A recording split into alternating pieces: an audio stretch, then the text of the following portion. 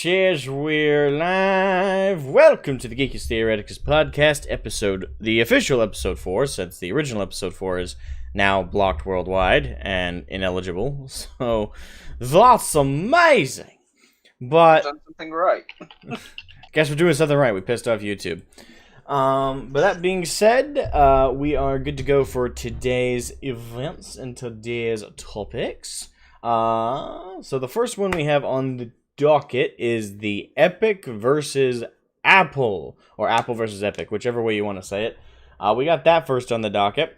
So just a basic rundown for everybody who aren't familiar with the situation, which would kind of be surprising to me. It's one of the bigger things to happen this year in terms of the gaming sphere. But essentially what happened was Epic had Fortnite on the iOS App Store, and they didn't like the fact that Apple takes 30, it's either 30 or 33%, I think it's actually 30%, but they take a 30% cut of all microtransactions that goes on, so all the V-Bucks that kids and people were buying via the game, Apple would get a 30% cut from their, from Apple products, once that was purchased on them. However, Epic, as a way to, I guess, counter this, because they considered this a monopoly and an abuse of power, circumvented it and provided their users a way to buy V-Bucks directly from them and denying Apple a cut. But so they could get all the profits, essentially. Knowing full well that this was against iOS's terms of service from creators, they were yeeted from the platform virtually instantly. And after that occurred, almost immediately, like suspiciously quickly after they were yeeted off the platform, they had a parody Fortnite version of Apple's 1984 commercial back from, how long ago was that? 80s? 90s? I don't know. I don't know when Apple had the exact same commercial, though, but it was forever ago. And that was hilarious. I gotta give Epic credit for doing that, but it's clear that they intended all this to happen, because they already had this ready. Like, they knew full well this shit was gonna happen. Yeah, there's way too much to convince me otherwise that they didn't have at least something planned out. Oh, they totally did. There's no way you have a fully animated trailer replicating the aesthetic of the 1984 Apple commercial this closely, this quickly. I don't care how big your teams are. There's no way you can pump it out, even if you're using Fortnite assets, that quickly. They already had this rendered, pretty much. They were just waiting. Now, let's fuck with Apple, because they seem like they're a good sport about it. Yeah, totally. Yeah, Apple. And the arguments. But by the way, first of all, just to give my personal take on the situation, as this is our podcast, I don't like the fact that anybody is taking sides. People are like, oh, dab, yeah, we go after Apple, or, oh, fuck Epic, they're manipulating. It's like, y'all don't have anything better to do in your daily lives than side with $1 billion company or the other? Like, really? Now, morally, I agree with Epic more, but at the end of the day, I'm not taking sides. They're $2 billion companies having a hissy fit at one another over a couple $100 of a 30% cut, which is 30% is a huge cut, and it is a bit ridiculous. But at the same time, they agreed to the terms of service. They've had Fortnite on the iOS store for however long it's been on there now, like a couple years. They agreed to the terms of service. And I think that really falls so they're in the wrong. Like, they're in the wrong. There's no real argument to be had past that. And one of the things that I think is hilarious about this is so Arch has done, I believe, like 2 or 3 videos on this, and I kind of agree with him. No matter who ends up winning, it can either there's an argument to be made that it could be good if Epic wins the lawsuit, or it could be good if Apple wins the lawsuit. But there's an equally reasonable argument that it could be bad if either one wins the lawsuit. Well, it's already going bad, and we haven't even reached the lawsuit point. But that leads to the two topics specifically today. First of all, there's the article I pulled up, which just generally goes over the general controversy, but also the use of... real quick, let's welcome some of the viewers. Daka Dakason, I like the name. Welcome. Captain UFO, welcome. Sil, welcome. Armored Mike and Gavin Isaacs, welcome. Welcome to the podcast. We do these every single Wednesday, and we'd be glad to have you on future ones. Anyway... so the article I pulled up is from The Verge. I don't like The Verge, but they were one of the few who had an article. And this was the first one that came up, so I thought it was the most potent. Read through it. It's decent, alright. But anyway, their article is Epic used its playbook for Fortnite events against Apple and Google, which basically goes over the fact that Epic is literally like playing the commercial they made, essentially, the parody commercial of Apple's 1984 commercial in Fortnite for their gamers. As a form of, ironically, propaganda for their side of things. Makes me laugh quite a bit. A mighty new subscriber joins the fray. Thank you to ever subscribe. Thank you. And it's like, the thing for me is, I can sympathize with what Epic is saying, but not with what they're doing.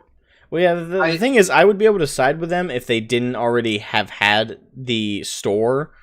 If they hadn't already had Fortnite on the iOS store for as long as they've had it on the store, and they've followed and agreed with the terms of service up to this point, but then you cheekily like bitch slap the people who provided you the platform to sell and operate your game. Yeah. And for what reason? Like, you don't like the 30% cut? Yeah, it's a bit ridiculous, but you agreed to it. You've been benefiting from it for at least, I'm pretty sure it's been on the iOS store for a couple years now. Or at least a year. You've been benefiting from it up to now. And instead of just going and negotiating in the background, you just create a circumvention of the microtransactions via the game store for the microtransactions, so Apple can get their cut. You circumvent that, intentionally not really communicating or negotiating or doing any kind of business interaction between you and the host for your game on their platform. You don't talk to them. You just create this circumvention, intentionally creating a fight that will lead to legal ramifications. With a company, mind you, like Apple, which are notoriously vicious about it. And this is what I was saying, as to where I'm more sympathetic to what they're saying and less about what they're doing. It's one of those things where I agree that we need to break up some of these big gaming monopolies. Not necessarily gaming monopoly, but these big technology monopolies. Apple, Google, people like them. They have way too much power than than anyone really should at this point. But the problem is I really do think Epic is going about it really the wrong way.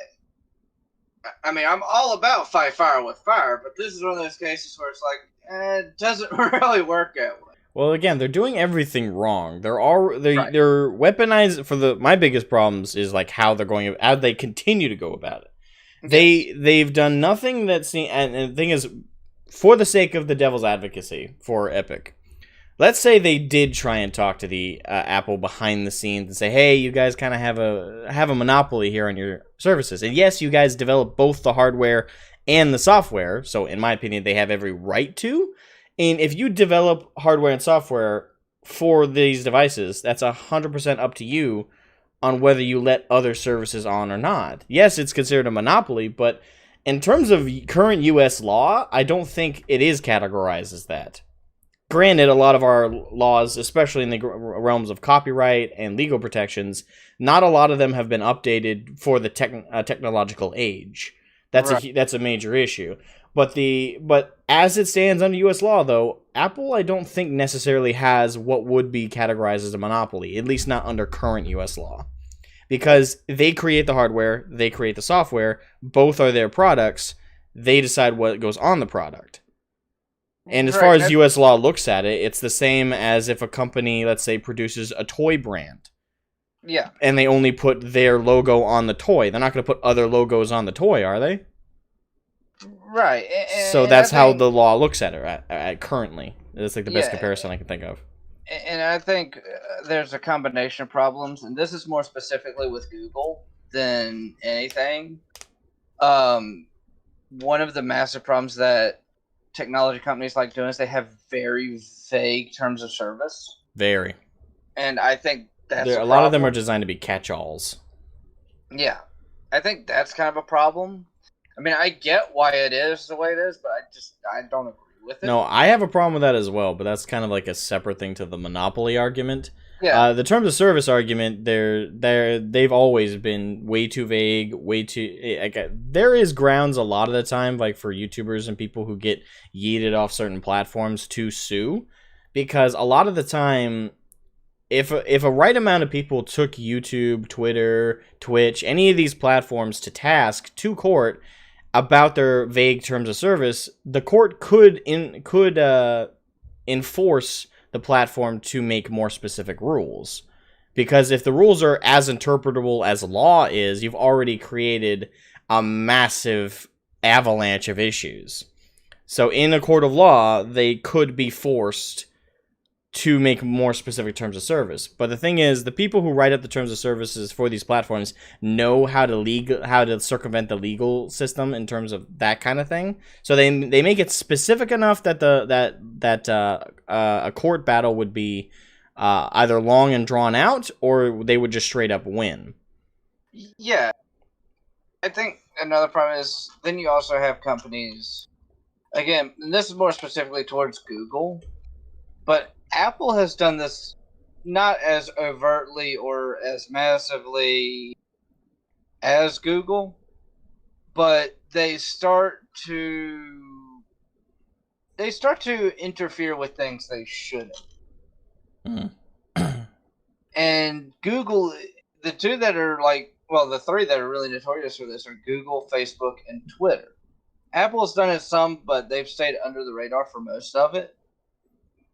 It's just, I think once you get to that point where you can start doing shit like that, like, okay, now it's time to start looking at maybe either splitting up so you can't do that, or at least take away the ability to be able to do it.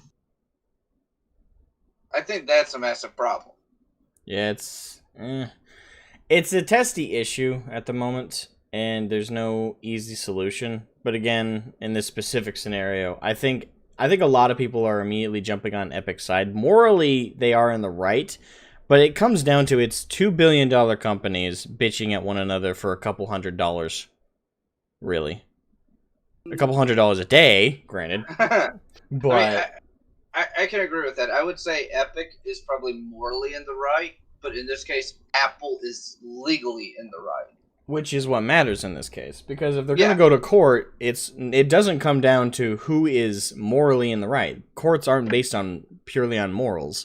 Morals are a factor, but you're not going to win a case, especially when, again, Epic, they themselves have kowtowed to the terms of service that they agreed to, and then provided a circumvention which disobeyed the writings of the iOS terms of service. They broke the rules. That's on them. They need to pay the price. It's pretty clear cut who's in the wrong legally and who is going to win. Apple is going to win, and I really can't think I can't think of like what Epic could have that could be like a slam dunk proof of some kind of monopoly, because again, the laws as they are right now, I don't think that their argument about the iOS platform and the iOS Apple Store is going to work, because again, in terms of how the law looks at the iOS service and Apple products, it's all products made by one company.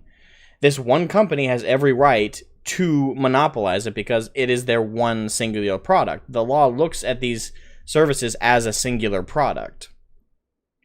So I can't see how they're going to make the argument that this is a monopoly, because in terms of how the law looks at it, a monopoly would be something much larger, much bigger. It'd be like a genre of business. Like if somebody was monopolizing the paper product industry, like printing paper.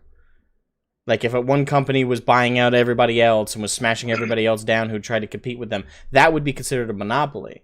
But that's more tangible. That's more solid product.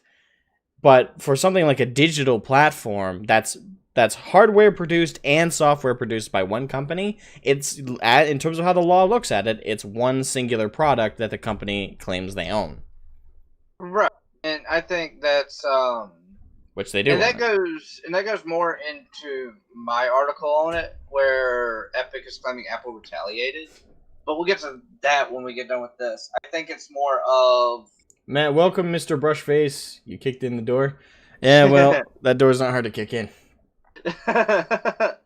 It's just, I think that... Welcome, Jorge, by the way. Welcome to everybody we haven't caught up with. Coda as well. Little Miss Cindy, welcome. Sorry, we're only getting to you just now. Just took a look. Thank you guys for hopping in. In the end, it doesn't matter. Both are the bad guys in this story. So witness companies at war care not for collateral damage. Well, that's exactly another thing. Is I said that at the beginning of the stream. At the end of the day, if you're choosing sides between these $2 billion companies, it's kind of pointless, because these companies they literally are squabbling over a couple $1,000s here and there over the billions they make a year. Like, this is pocket change that they're bitching and moaning about back and forth, and they want the little guy to help them out. Just stay out of it. There's nothing we can do anyway at this point. They're going to court, apparently. I can't see Epic winning by any stretch of the fucking imagination. But this simply is just going to end with Epic getting bit in the ass. I cannot see how they can win. They would have to come in with some... They would have to come in with some major technical argument under the current U.S. law about monopoly. Yeah. They would have to come in swinging. And it would have to be something I'm not thinking of. Now, granted, I'm not a copyright lawyer, but I know the basics. And I cannot... with the basic I know, I cannot see what argument they're going to make that this is a monopoly. Not one that will fit the current laws. Maybe this is a move to change the law, but even then, they're on shaky ground. And even if they change the law, who's to say that like companies like Apple, EA, Google, all of them won't get grandfathered in? Yeah. So yeah, you had there's a specific situation going on though that you had here. After this one, right? The GameSpot article. Yeah, two of mine are GameSpot. This is the Fortnite one. Okay. After Fortnite ban, Epic says Apple has retaliated ferociously against Unreal Engine. I heard a little bit about this, but since this is your article, take the lead. This is hilarious, honestly. Right. So essentially, what Apple has done is, let me see if I can find it. Yeah, Apple has removed Fortnite from the App Store.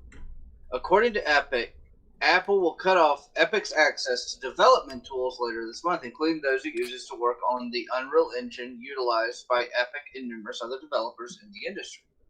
So essentially, there are tools that for some strange reason are only on the Apple network that Epic uses to work on the Unreal Engine, which seems like a, what's what I'm looking for? A stupid business plan. It is a very stupid business plan. So, I mean, and this is where I said they might have an argument, because they're claiming that Apple is retaliating against them. Now, at that, I'm trying to find the part. Epic is doing their usual bullshit. Apple is attempting to crush us before the case can get to a point where, blah, blah, blah, blah. So here's what the injunction, I found it, that Epic is putting up. It will do 3 things.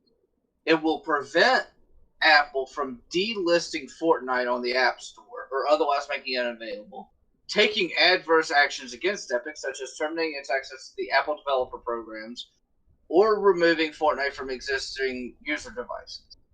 So it's literally putting an injunction up to stop them from taking any negative consequences from acting like little shits.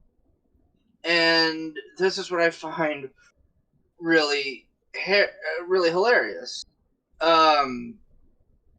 And so, right below that says essentially Epic is asking the courts to force Apple to put its actions, both those it's taken and might take in the future, against Epic and Fortnite on hold while its court cases adjudicated. Words. So essentially what they're trying to do is like, okay, so Apple wants to punish us for breaking their terms of service. So what we're going to do is place this injunction that even though we broke their terms of service, and this court case could take years, this will stop them from punishing us for years while the court case is being adjudicated.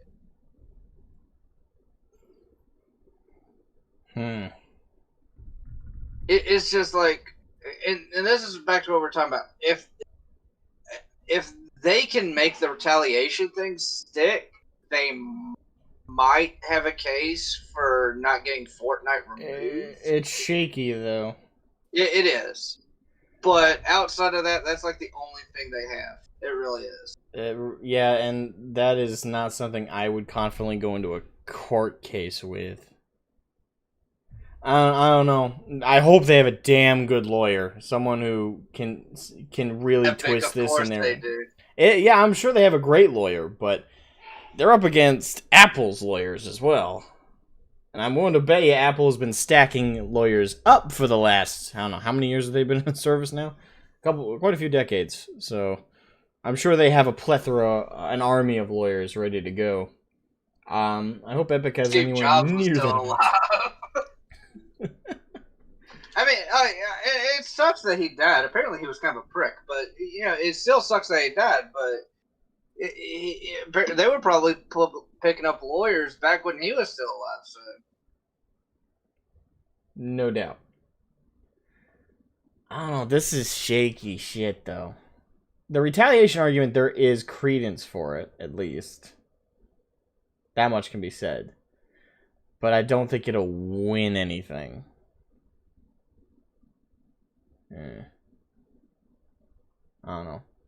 One thing that does concern me, though, is the fact that Apple is removing tools. Now, does that include hardware? I don't know. I don't think they can legally do that if Epic, like, if we're talking like the studio Epic purchased Mac products that are used in production. I don't think they can do that. No, that's not what I think it is. I think it's software. I think it's software they go through the Apple Store to use, and if the Apple Store completely cuts off Epic, they will no longer have access. That does beg the question, though. When they reference it in use of production, does that mean some of the software is used in actually creating the game, or just the service for the mobile game? Like, what umbrella of effect does losing the iOS have? Losing iOS services have on their production pipeline? Let's see. Both for being for the mobile and also for the actual game itself. If that is the case, it could potentially be catastrophic because they were dumb enough to put some of their development tools in something they could get cut off from. If they act like little shits, they acted like little shits, and they could be cut off from it. So, yeah, if that's what they're saying, though, if it's about something in the production pipeline that actually they use for tools, and they did this, I think they just destroyed their own company. Because Apple, it'll hurt Apple to cut themselves off from something like this. This is a moneymaker.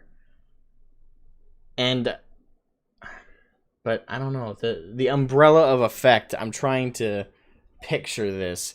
If it's as detrimental as I'm previewing it with that verbiage, this could be beyond catastrophic. This could have very detrimental effects.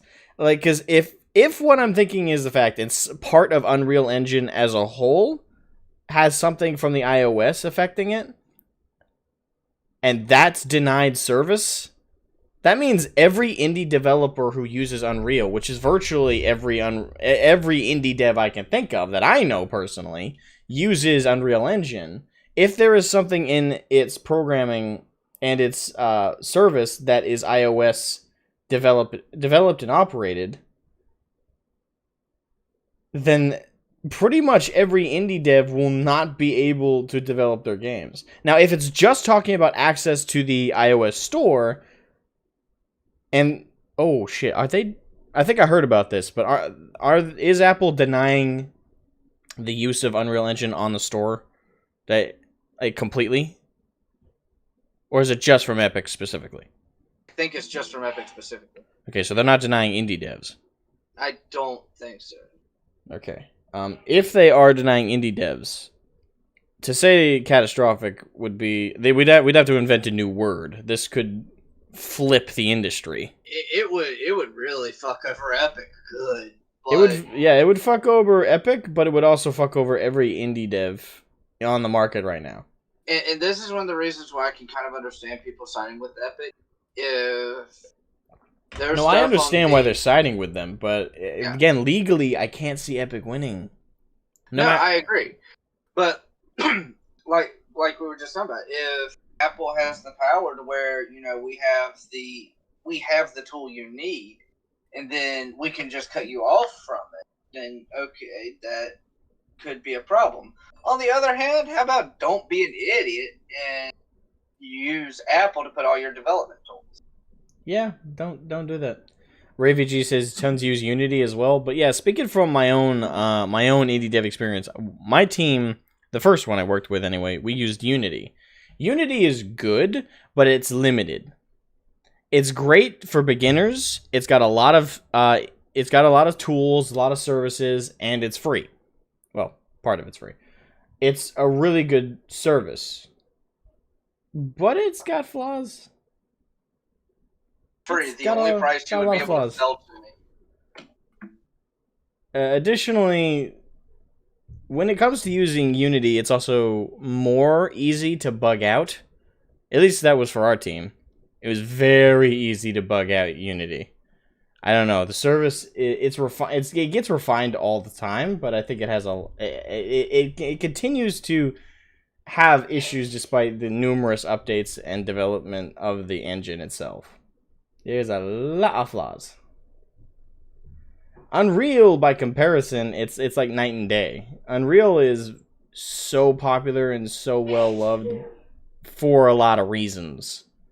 A massive number of reasons, and that's why it's so and additionally, with its how it helps with indie development as terms of, because it's free to use and up to a certain amount of the game making money. Like if you make less than $1 million on a game, they won't take a cut. That is, with how good the engine is, that is amazing. That is so valuable to a lot of indie devs. So Unity, by comparison, might as well not even be on the market with how many indie devs prioritize and specifically use Unreal over Unity.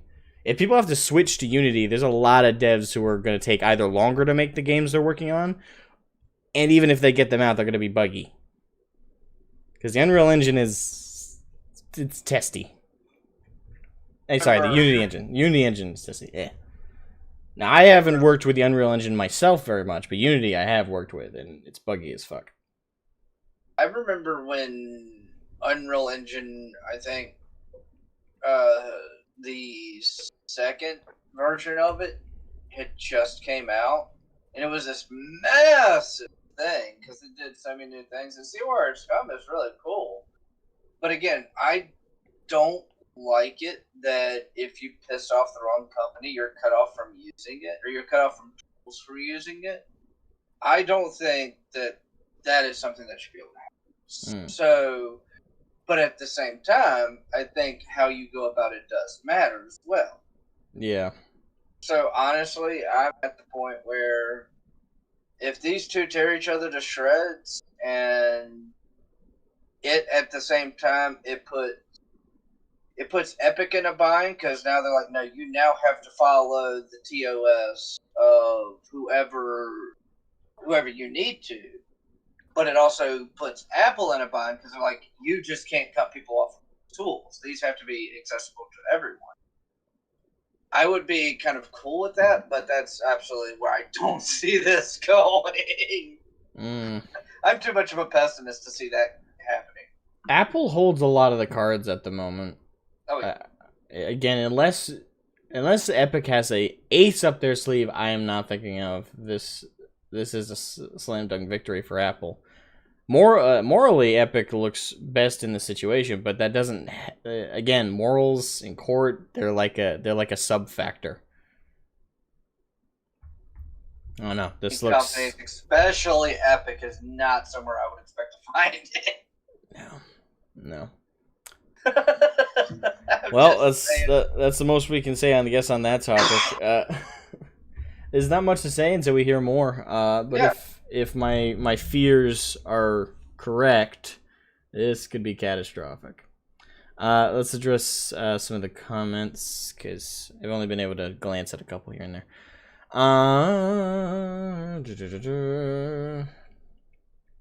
Okay, a lot of talking back and forth. Okay. The backlash of this move by both companies will force other companies to raise their guard and isolate themselves. The age of corporate war has started. Well, the thing is, corporate war is a never-endless war. The thing is, the statement of it just started is kind of false. It's been going on forever. Very little of the fight is in the public eye, though. There's a lot of backroom court battles, a lot of business deals. Very little of this side of things usually gets to the public eye, because usually both companies agree in any kind of corporate dispute that they don't want the public to know, because it could hurt both their images. Epic has forced this into the limelight, so a lot of people are like reacting very overtly because they're like, "Oh my god, this is so big." But in truth, a lot of these kinds of fights, definitely not to this level, but a lot of these fights in terms of the corporate world happen every day, all day. It's just in the background typically, because companies like to hold up a certain level of PR. They like to maintain a certain image, so they don't usually let this get out. I mean, realistically, what's the worst that could happen from companies putting their guards up towards each other and becoming more competitive with each other? I mean, really. Well, so companies shouldn't be getting along in the first place, generally. Fair. It'd be nice if that were the case, but the whole, in a capitalist system, competition is how we improve things. It's how we encourage better production, better products, more products, and it's also how we get competitive prices at competitive rates. That's pure capitalism as it goes. It's about that business mindset to have. I'm going to bounce an idea off of you, because I'm curious how you feel about that on that note. If there were more game developers doing 40K games than essentially just Relic and Creative Assembly, Dawn of War 3 would have been a better game. Wait, can you say that again? If Relic and Creative Assembly weren't the only two companies doing Warhammer or 40K games at the time, if there were like more companies doing 40K games, Dawn of War 3 would have been a better game. Not necessarily. I think if they would have had competition, they would have had competition, there would have been more need or more desire for it. But it doesn't necessarily. Yeah. It doesn't necessarily lead. More competition doesn't necessarily lead to better products. Now, Dawn of War 3 might have been much better if that was the case, but it also comes down to what it's not all on the studio and the company that's making the game. You also got to keep in mind, like, GW probably had their own say about how the game is to display the art style. They had their I have no doubt in my mind they had their influence. So that's also a factor to put in there. Now, if there had been more competition, it's quite possible, yes. But it's also the specific competition. If there was no other developers working on a Dawn of War game, let alone an RTS game of 40K at the time, there would have been no competition. It would have been two different genres or multiple different... Basically, the competition needs to be more specific to what you're doing. Now, if you're both developing games, yes, it is a competition to whose game gets more of the limelight, but that's a PR fight at the end of the day. That also would up the quality a little bit, but doesn't necessarily mean that it would be received better. It doesn't necessarily mean that the game would be looked upon better. It doesn't mean even the development process would have changed. The PR definitely would have if there was competition, but not necessarily the end product we got. Ideally, it would be good, but it's like it's one of those things where the gaming industry over the past, I can comfortably say 15, but I could probably even say 20 years, it's just developed into these big companies that, to an extent, really don't compete with each other. I mean, you have some here and there, but they don't really, you don't have as much competition. So they just get stagnant and they put out these piece of shit games. And, you know, say what you will about Dawn of War 3, but fucking Call of Duty sucks. They put out a game every fucking year. Each one is... Every other game is palatable from Call of Duty these days. It seems like for example, every other game, at least that I've played of Call of Duty for the last 5 years, like every other one is more palatable than the previous. It's like an up, down, up, down. There's definitely not a consistent level of quality. And if there were more competitive shooters on their level, the other problem there, though, is they haven't established a brand. It's not necessarily a lack of competition. It's a lack of on-the-level competition. There's not a lot of companies and studios that are willing to take the risk of going up against Call of Duty. Battlefield had the potential to do so, but they also went down a more political route, which inherently pushes back against your audience. It makes people not want to partake, not want to play the game. So inherently, we're a fickle bunch. So yeah, they bit themselves in the foot. Yeah. So because they did that, they handed the victory to Call of Duty, and Call of Duty Warzone and Call of Duty Modern Warfare, this latest one is not a bad game. It's not the best, in my opinion. I still prefer Black Ops 1. That's still my favorite of the Call of Duty games, especially in terms of campaign. But this one is the best it's been in the last 4 or 5 years, I think. It's better than Advanced Warfare. It's better than Ghosts. It's better than... what's that other one? I don't even remember the name of that one, so... You know... Drawing a blank. Madden 2021 is better than Madden 2020. And Madden 2020 was worse than 19. It's like... I think they're copy and paste.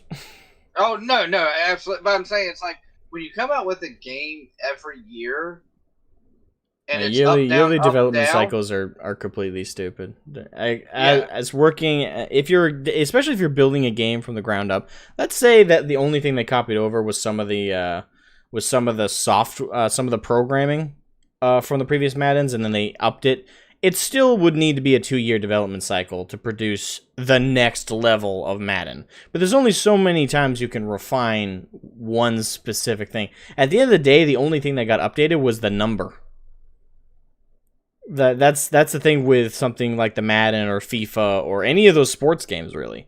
At the end of the day, the only difference between the newest one and the previous one is the number. Like, oh, 2020. Okay, 2021. 2022. It's the same exact game. They might throw in a couple visual changes to trick the audience, but if you really pay attention, it's basically the same game. But sports fans don't pay attention to that. They're not paying attention to how the game plays. Is it the same as the previous game? They're not paying attention to the subtleties. The only thing they're looking at is, oh, which FIFA is this? Oh, this is 19. Oh, this is 20. Okay, let's get 20. It's the newest one. they're not paying attention to the actual details and the refinement. It's basically just the sheep. That once you become a fan of a franchise to a point where you defend it religiously, like sports games do, it just turns into they're just buying the next one because buy next product and don't ask questions, pretty much. For a while, I mean, Need for Speed is technically around, but like your two biggest racing games is Need for Speed and Forza. But I mean, like, I hate racing games. I do. I am not coordinated enough to play racing games. I will absolutely admit this. Oh, I suck at racing games. So it's like I think we need more variety. Infinite Warfare. Thank you, Mustafa. Thank you. That's what I was thinking of. Infinite Warfare. Thank you. But I do think we need more variety in our game developers. I think that is a massive problem. Yeah. Because we as gamers have gotten complacent with game developers. Oh yeah, definitely. And the defense of it's so stupid. But you see it left and right. Like people are just kowtowing. Like for example, the people who defended the Battlefield? Yeah, the people who defended Battlefield Battlefield 2, the World War II one. People who defended that, their arguments for the defense of like the marketing and how the game was advertised to people was so bad. And not to mention I'm not going to get into the whole thing, but the point is, people who defend this stuff, like let's look at the 40K community, more close to home. 40K community, the people who defend or push for female Space Marines, their arguments are coming from a political place. They're not from a place of love or affection or anything like that for the universe. So that's what we see across the board for gaming in general. There are the fans who think criticism is a bad thing. They think it's bullying or being mean. And they don't seem to realize that when fans express negative perspective, it's not because they're not real fans or they hate the game. It's because they love the game and they want it to be better. And you don't bitch for no reason. I'm sure they do. But generally speaking, when people have a problem with a game or with a game developer or with anything like this, and they voice that issue, it's not about bullying the developers. It's about asking them to be better. It's about asking the product to be better. It's about giving criticism. You know this word, criticism? It's not bullying. It's not harassing. It's not being mean. It's called criticism. When you don't like something, that's a product that is produced by a company. You voice your issue with that product. That's not bullying. That's not harassing. You're paying for a product. You want that product to be better. And one of my favorite things is this happened last night, is I had someone, now I'm pretty sure I've told you this, I've been a fan of 40K for about 15 years. Hey Sandman, welcome. Sorry.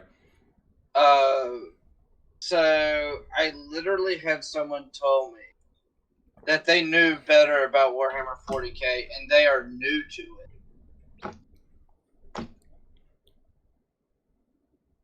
Yeah. New. Air quotes. I'll say this. You probably know more about Black Templar than me. Probably. I probably know more overall lore than you, though. Possibly.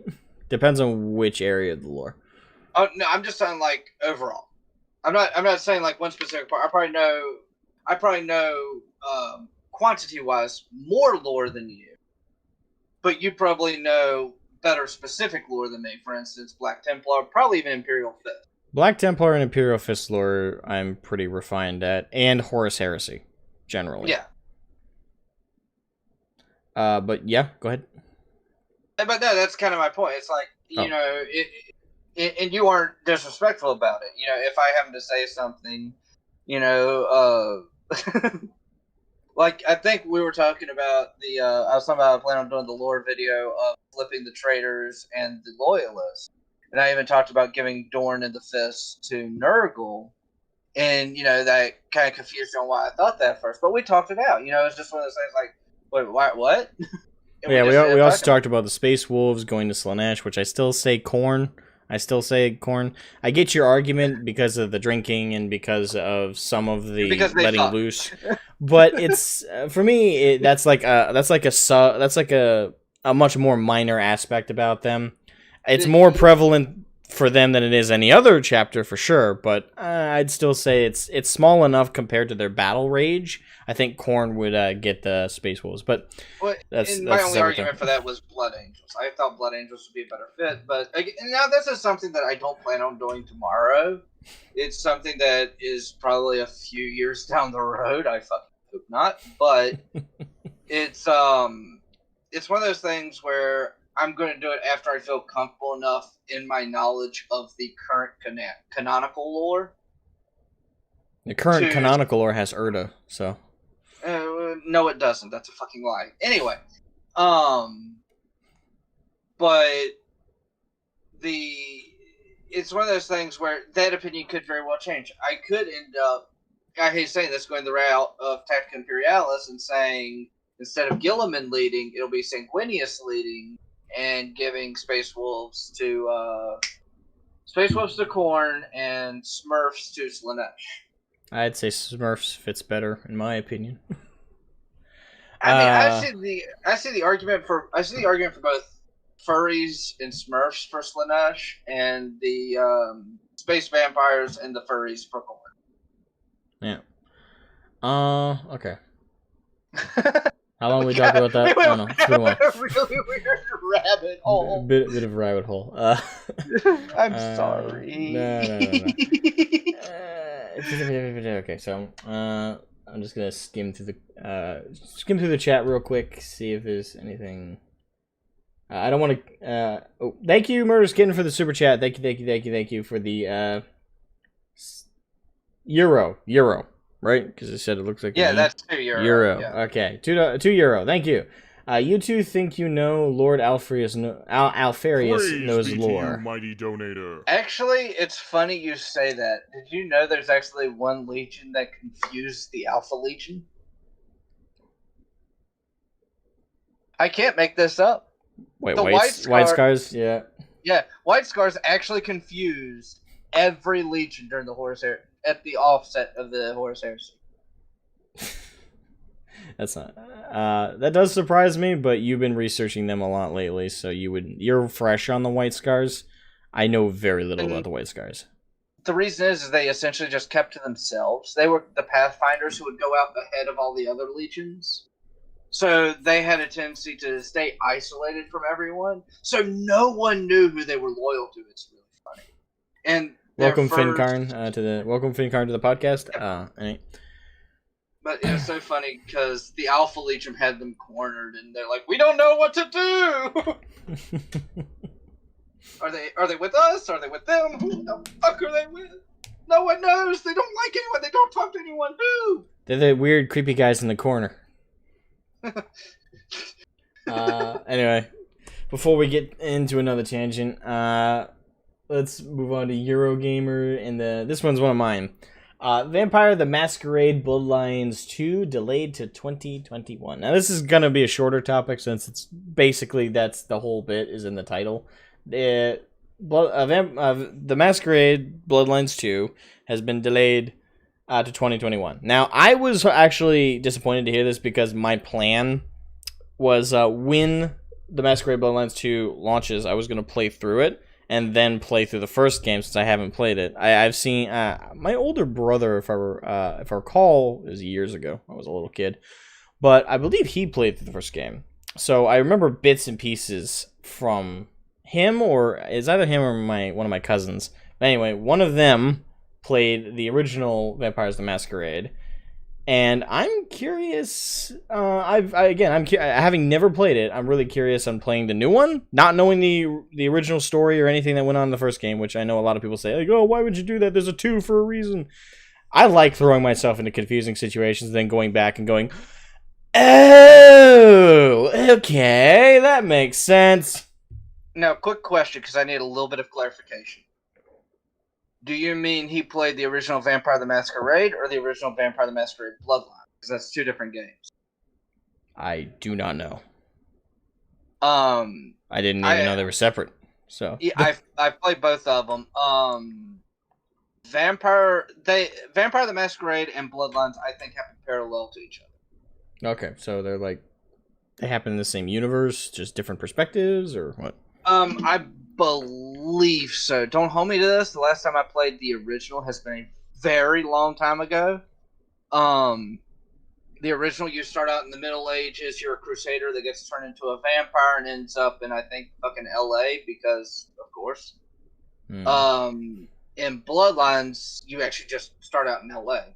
And Oh, by the way, I have a bit of my edgelordness to share. Hold up. Oh no.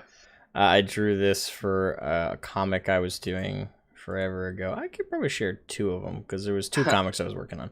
I will wait 30 seconds to see it. Oh, if I gotta find it first. I think I remember where the folder is.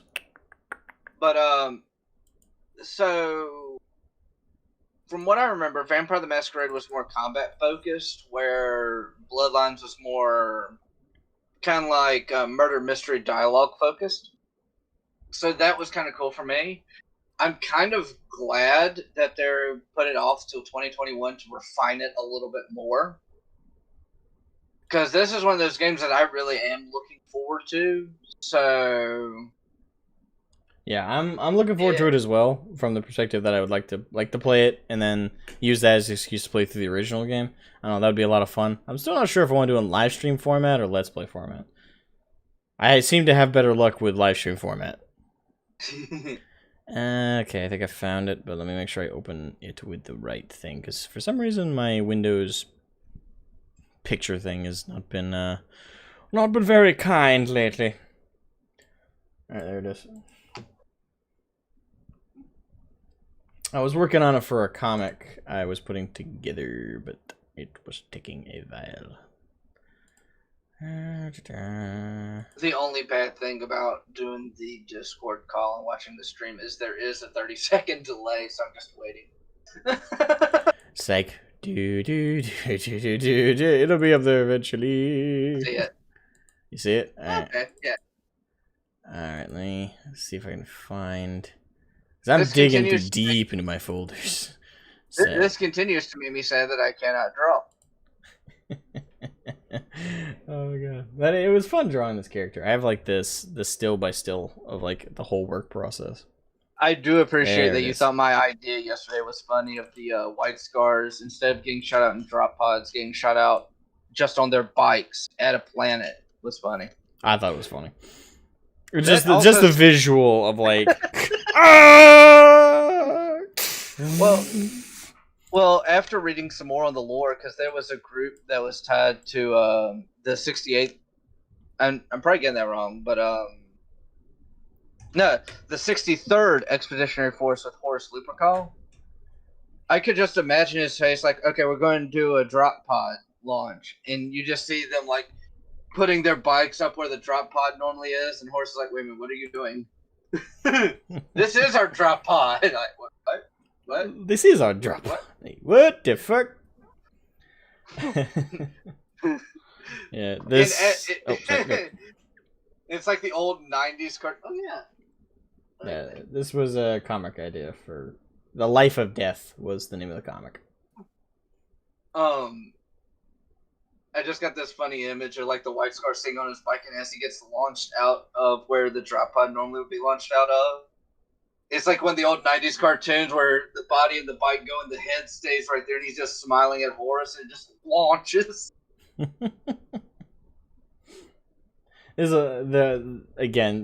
I think when it comes to like creating, humorous products from 40K and such, I think the community is better fit to do that than GW themselves. I will share a little sneak peek because I told you this. I've learned how to do new stuff on my video editor. I took a clip of one of the Scimitar jet bikes with the White Scar on it, and I figured out how to make him do a loop at the top of the screen, so he's doing it throughout the entire video. So you just have it on like a repeat loop? Well, no, because I'm not smart enough to know how to do that. So what I essentially did was I timed it to where it looks like it's doing a repeat loop, and I didn't even do it that well, but it looks as good as I'm going to get it. And I just copy and paste it repeatedly. I am very eager to see this video when it comes out. To see I how don't- you've grown as an editor. And I talk a little bit about like the actual lore, and after I talk for a little bit, I'm like, oh yeah. And by the way, my friend up there is like most White Scars and just forgot how to stop. I was like, stop? What's that? What's a break? That's a break? What does it do? Ah! He goes flying off the bike. I was thinking about doing an audio recording of just going, ah! But like lowering it below my normal voice. I wouldn't so do you that. I wouldn't do that personally That- because it'll be yeah. distracting. But for the few people who would be like, wait, what the fuck is that? Well, anyway, back on topic because we went on a tangent again. So yeah, Sorry, I couldn't help that. no, it's okay. Vampire the Masquerade Bloodlines 2 has been, I'll just read it because it's pretty, again, it's pretty bare bones, but it's just been delayed. But 2 has been delayed to 2021. And a joint statement, Andy Kipling, boss and developer of Hardsuit Labs, and Jacob Month, boss of role-playing games at publisher Paradox, these are very long titles, said Vampire the Masquerade Bloodlines 2 needs more time to ensure the best player experience possible. Let's be honest, production's fucked. That's what that means. That's what that translates to. It's like, the game is virtually unplayable at the moment, and we don't want to be another Fallout 76. I mean, I respect that though, saying we're going to put this off for a little while. Yeah, I still don't understand why companies have to like sugarcoat it though. It's like just say like, okay, the game's not where we want it to be. Don't worry, we'll fix it. Why do you have to like do these like these play around words of like, oh, to ensure best player experience?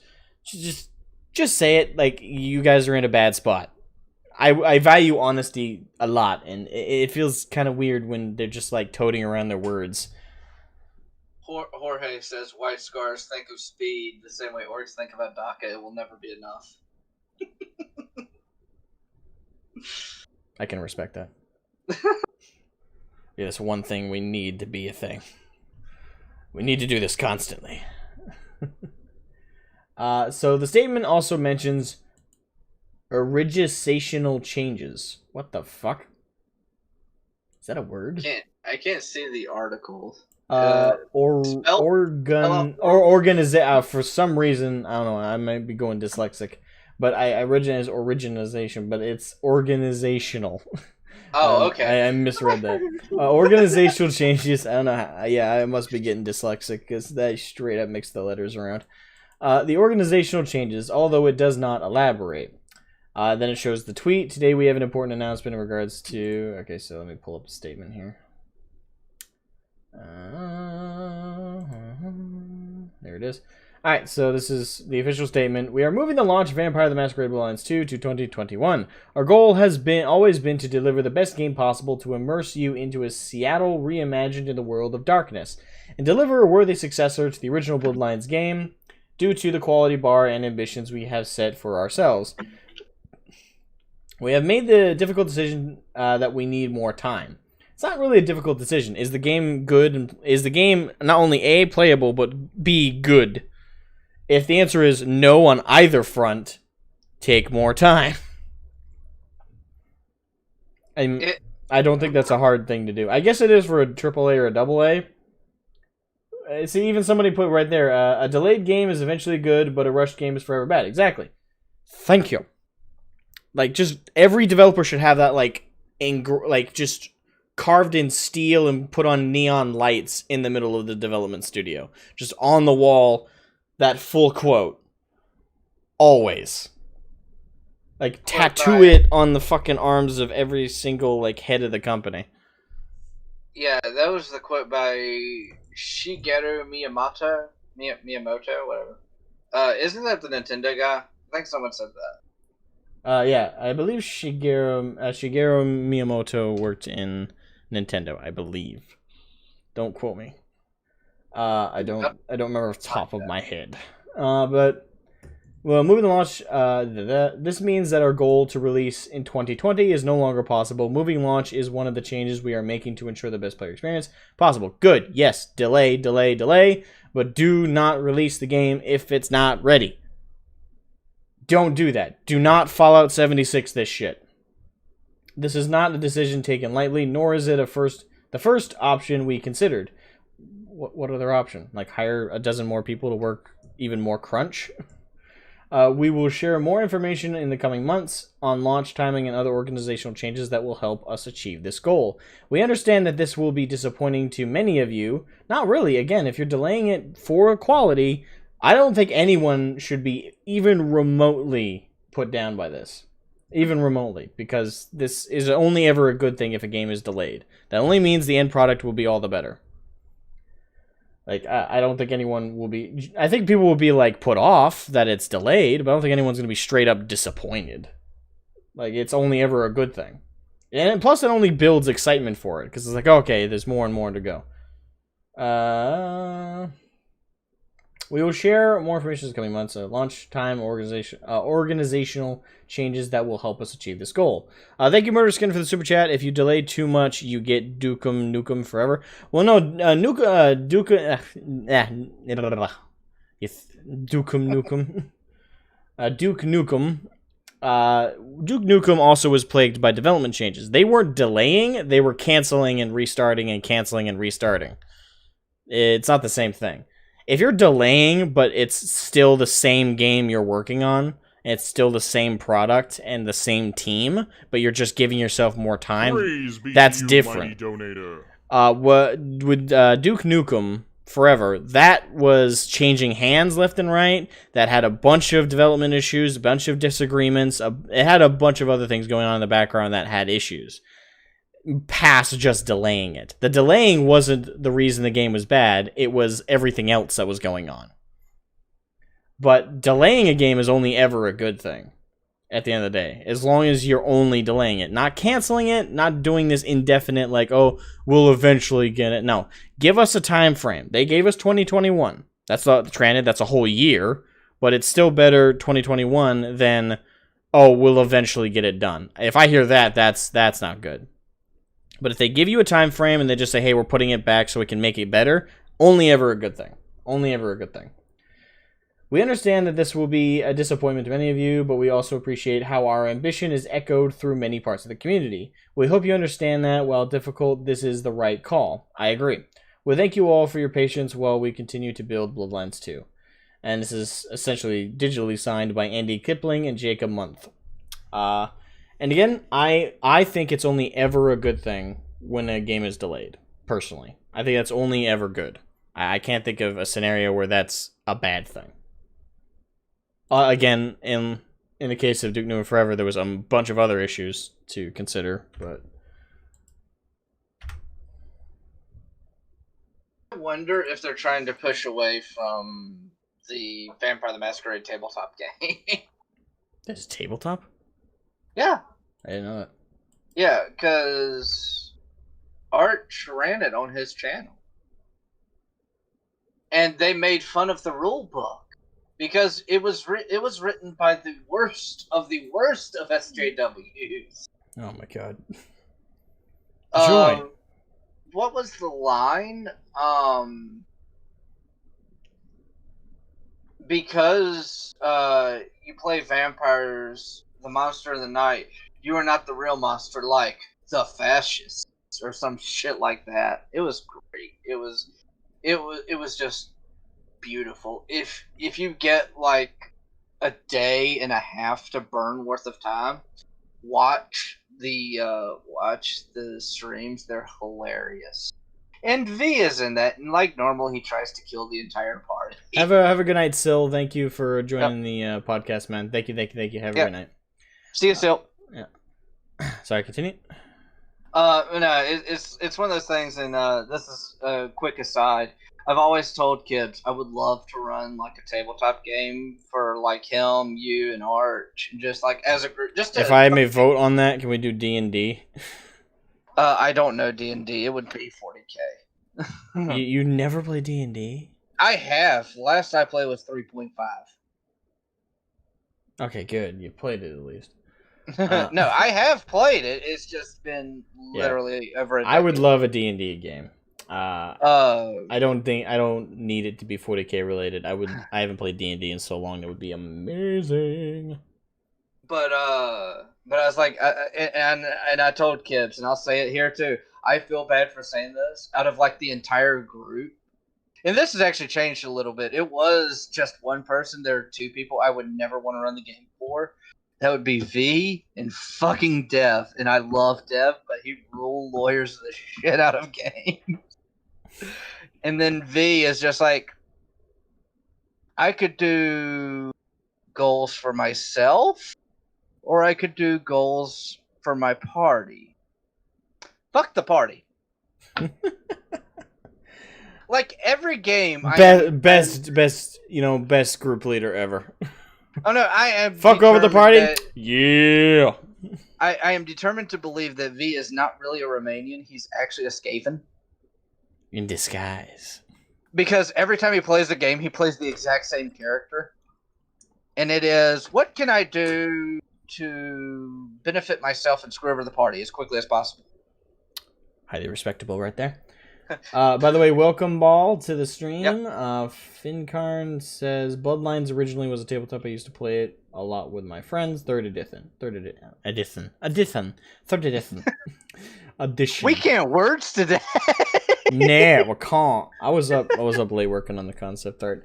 I was up till I think like 2 or 3. Yeah. No, I was up till 4. Yeah, I was thinking about doing another live stream on YouTube for the concept art again, but this time with a limited number of people allowed in the call. Yeah, you started getting a little anxious. Huh? You started getting a little anxious. What do you mean? Or no, it wasn't you. It was someone else. Because I remember you saying before you didn't really like big group calls, but someone else was like, "There's too many people in here." Oh yeah, that was Calcule. Yeah, they played a hot potato with Duke Nukem for so long it became outdated. They joked Duke's character were so old, and that they were not funny. Exactly, but the problem was the hot potato.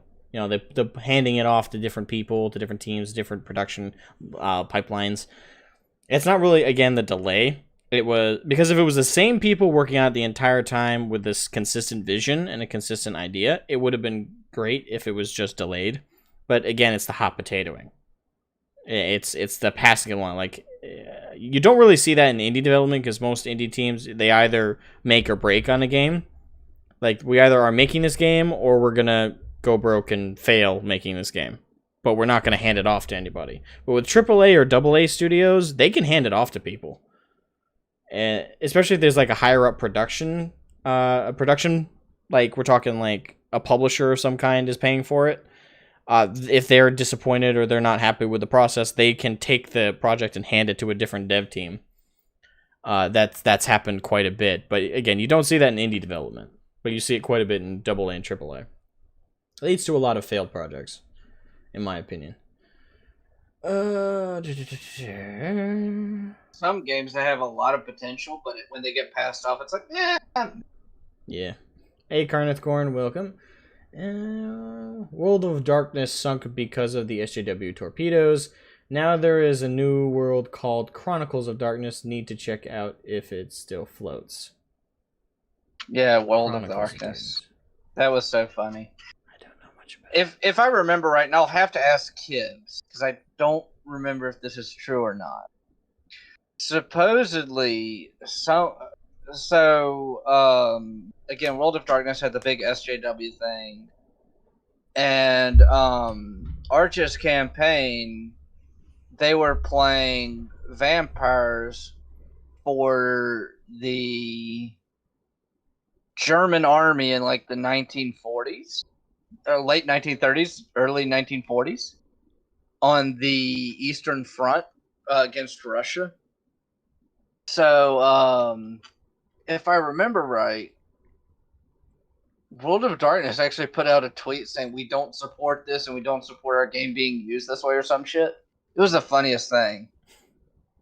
How dare you make it better? I don't think it was necessarily they saw it as making it better. I think they were more focused on their characters were 1930s, 1940s Germans. I know, but it's the humor I'm talking about. Oh, no. I absolutely agree. It was hilarious. It really was. Yeah. Alright, so we're ready to move on to your next one. Avatar, the creators quit Netflix live action remake. I haven't been following this at all because I don't plan on watching it. I learned my lesson from the first live action film, and I don't trust them to. Well, no, I had plans to watch this one, not anymore. No, I wasn't going to in the first place. I just do not trust. Why ruin a good thing? Leave it alone. It's good. Repackage it, and resell it every like 4 or 5 years in like a collector's edition of some kind. Right. Oh, buy all the Avatar mark this time with a Momo plushie. Like look, fine, do that if you really want to bring it back and make money from it. But just do that. You don't need to make something new. Because the other one, listen, the original was so perfect. There's nothing you can do, and giving it the niche of live action is not going to help. Like, just don't do it. So I'm not interested in this at all, but go ahead. I wasn't going to follow it. No, so here's why I was actually looking forward to this one.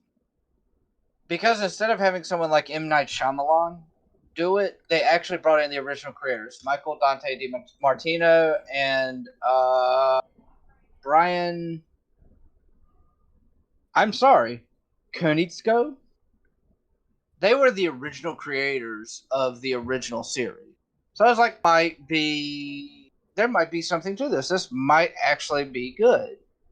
Because they're using the original creators. So both of them stepped away, saying in a blog post, this is from Michael Dante DiMartino, Netflix said that it was committed to honoring our vision for this retelling and to supporting us on creating the series, and we expressed how excited we were for the opportunity to be at the helm. Unfortunately, things did not go as we had hoped. He went on to explain that plans have changed due to unforeseen events, as productions are challenging in general, but DiMartino continued writing that he knows when to cut his losses and move on. Netflix's live-action adaptation of Avatar has the potential to be good. It might turn out to be a show many of you end up enjoying, but what I can be certain about is that whatever version ends up on screen, it will not be what Brian and I had envisioned or intended to make. That right there alone tells me I am not interested. Netflix responded. I wasn't in the first place. Huh? I wasn't interested. No. With the actual creators, it's like, okay, so this has potential, they're the original creators, they won't fuck it up on purpose, Not always true. Original creators sometimes go in, like, after a long period of time from the original thing they produced, sometimes they go in with a new vision, and they end up going south with it. Like, you see that plenty of the time. So I don't inherently assume the project will be good or better just because the original creators are there. I assume it'll be better than if they weren't, like, hopefully, but it's not necessarily like a guarantee of any kind.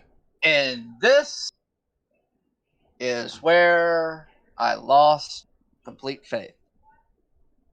We have complete respect and admiration for Michael and Brian and the story that they created in the Avatar animated series. Although they have chosen to depart the live-action project, we are confident in the creative team and their adaptation. You lost me. And this is what makes me sad. I don't know if anyone else watches this, but Death Battle. I've loved Death Battle since before it was part of Screw Attack. It's like the only part of Screw Attack that I actually... back before it was part of Rooster Teeth. And it's about the only part of Rooster Teeth that I'll watch. And their upcoming Death Battle is Prince Zuko versus someone I have no fucking clue who it is. So, you know, all this Avatar stuff coming out at the same time, and then I saw this, I was like, oh, I'm sad now.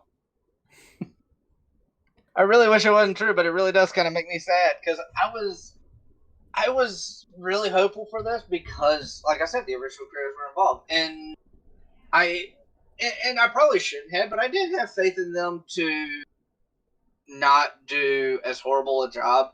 But when, you know, like, when Netflix says we are confident in the creative team and their adaptation, nope. It's like Legend of Korra. Like, I know people that love that show. I fucking hate it. I hate a good chunk of it. For me, I liked it at first, because the animation was beautiful, and I love the character designs, and it did start bringing back the nostalgia for the first season. Plus, I was happy Korra wasn't a Mary Sue. She got her ass kicked a good chunk of the time. I was happy to see that. I was worried they were going to do the Mary Sue thing. They didn't. So to give credit where credit's due, Korra is not a bad character. What I didn't like that they did was every other character. And hers as the series went on. Oh my god, Bolin fucking hated him. He was clearly supposed to be he was clearly supposed to be like the Sokka of the series. Mm-hmm. But whoever wrote him with that in mind knew nothing, less than nothing about what made Sokka great. Right. Nothing. Because here's Bolin's character arc. In book 1, he started out as a lovable goof who was capable here and there, but more or less he was completely useless. And by the end of it, he had a love interest, something like that. And the series ends. He served his purpose. Then book 2. He's a lovable goof who occasionally is useful, more or less for the rest of the time is completely useless. And he's he's more of a jerk now. Book 3. Lovable idiot. Now has a love interest. Still part of the time useful, but the rest of the time useless. And is a jerk for half of it as well. That's his character development. It's like, okay, what was his writing in the previous? Okay, let's just add a girlfriend. That'll make that better. That'll make that better. You know what the straw that broke the camel's back was for me with Legend of Korra?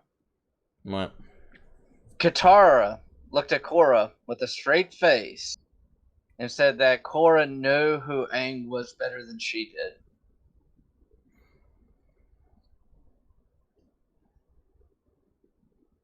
I don't remember that. I saw it on. I saw a clip of because there's this big thing about Legend of Korra coming to Netflix, and it was all over Twitter, and that was like, and it turned into two things. It turned into like two factions. It was people like, "Yay, we love Korra! It's the greatest thing ever." I gave myself a headache saying that, and I feel dirty. Anyway, and then the other group were like, "Yes, but."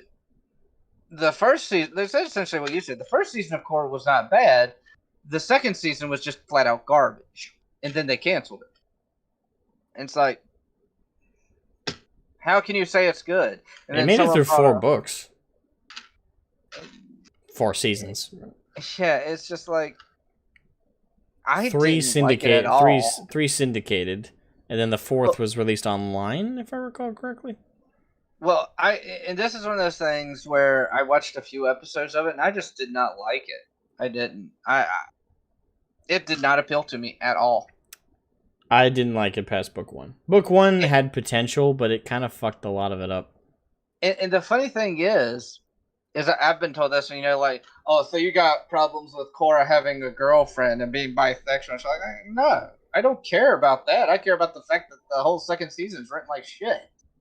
Yeah, she also became a lesbian out of nowhere. Like, well, I didn't follow that. Like, supposedly she was bisexual, but that's it was written so poorly it didn't matter. Well, the thing is that for me was wasn't even on the list of issues, but it did contribute to the confusion. It's like, wait, wasn't she dating Mako? Not that long ago, but now she's dating Asami. Or is she dating Asami? The thing is, they didn't even have the balls to, like, yeah, they are. It's, like, hinted at for the 4th book. But it's not, like, blatantly said or displayed or shown at any point. Like, the closest we get is that they hold hands walking into the spirit world at the very end of the series. That's about it. Like, for me, I was just confused. I was like, okay? To ruin a series. Take it from us. We know how. Not a clue what the fuck they were thinking for that one. I didn't like Legend of Korra for the most part, though. First book had potential. It was pretty solid. I was hoping to see in the second book a lot of my issues get corrected. Like, Bolin would get proper character arc. Mako would be improved in virtually every way. Korra would be given an opportunity to get. The thing is, because the first entire book was, she got her ass kicked a lot and didn't get airbending to the end. What made me so mad was the end of book 1, which made me drop out completely. I ended up watching the rest of it via someone else's reactions to it. But up to that point, I was like, okay, I'll stick around. I'll give Korra a chance. But the very end of book 1 that made me drop out was at the end of it, she loses all of her other bending except for airbending. And I'm like, okay, this could be fantastic for the rest of the series. Like, the rest of the series is about her finding ways to unlock the rest of the bending. Like, kind of like reverse it. Like, she had all the bending at the beginning, lost all of it except airbending, and starts over from scratch where Aang was. And then throughout the series, she goes on a similar journey to him. Right. That was what I was like, okay. And unlike with Aang, she could have multiple Aang did have multiple villains to deal with, but it was like one central, like the Fire Nation. But with her, she could have a number, like maybe like one season she fights a gang or a cartel of some kind that's doing like bad operations in the Earth Kingdom when she's learning earthbending. Or maybe in the Fire Nation, there's some political intrigue that's causing a lot of issues and leads to a small civil war. They could have had these very compact but awesome stories for each season of her unlocking the bending she lost. That was what I envisioned when I saw her lose that bending. I'm like, holy shit, the rest of the series is going to be good. And along the way, Bolin could get a better character arc. Along the way, Mako might be better. Asami might join and get better. I wanted all the characters to get vast improvements over the course of these series that go forward.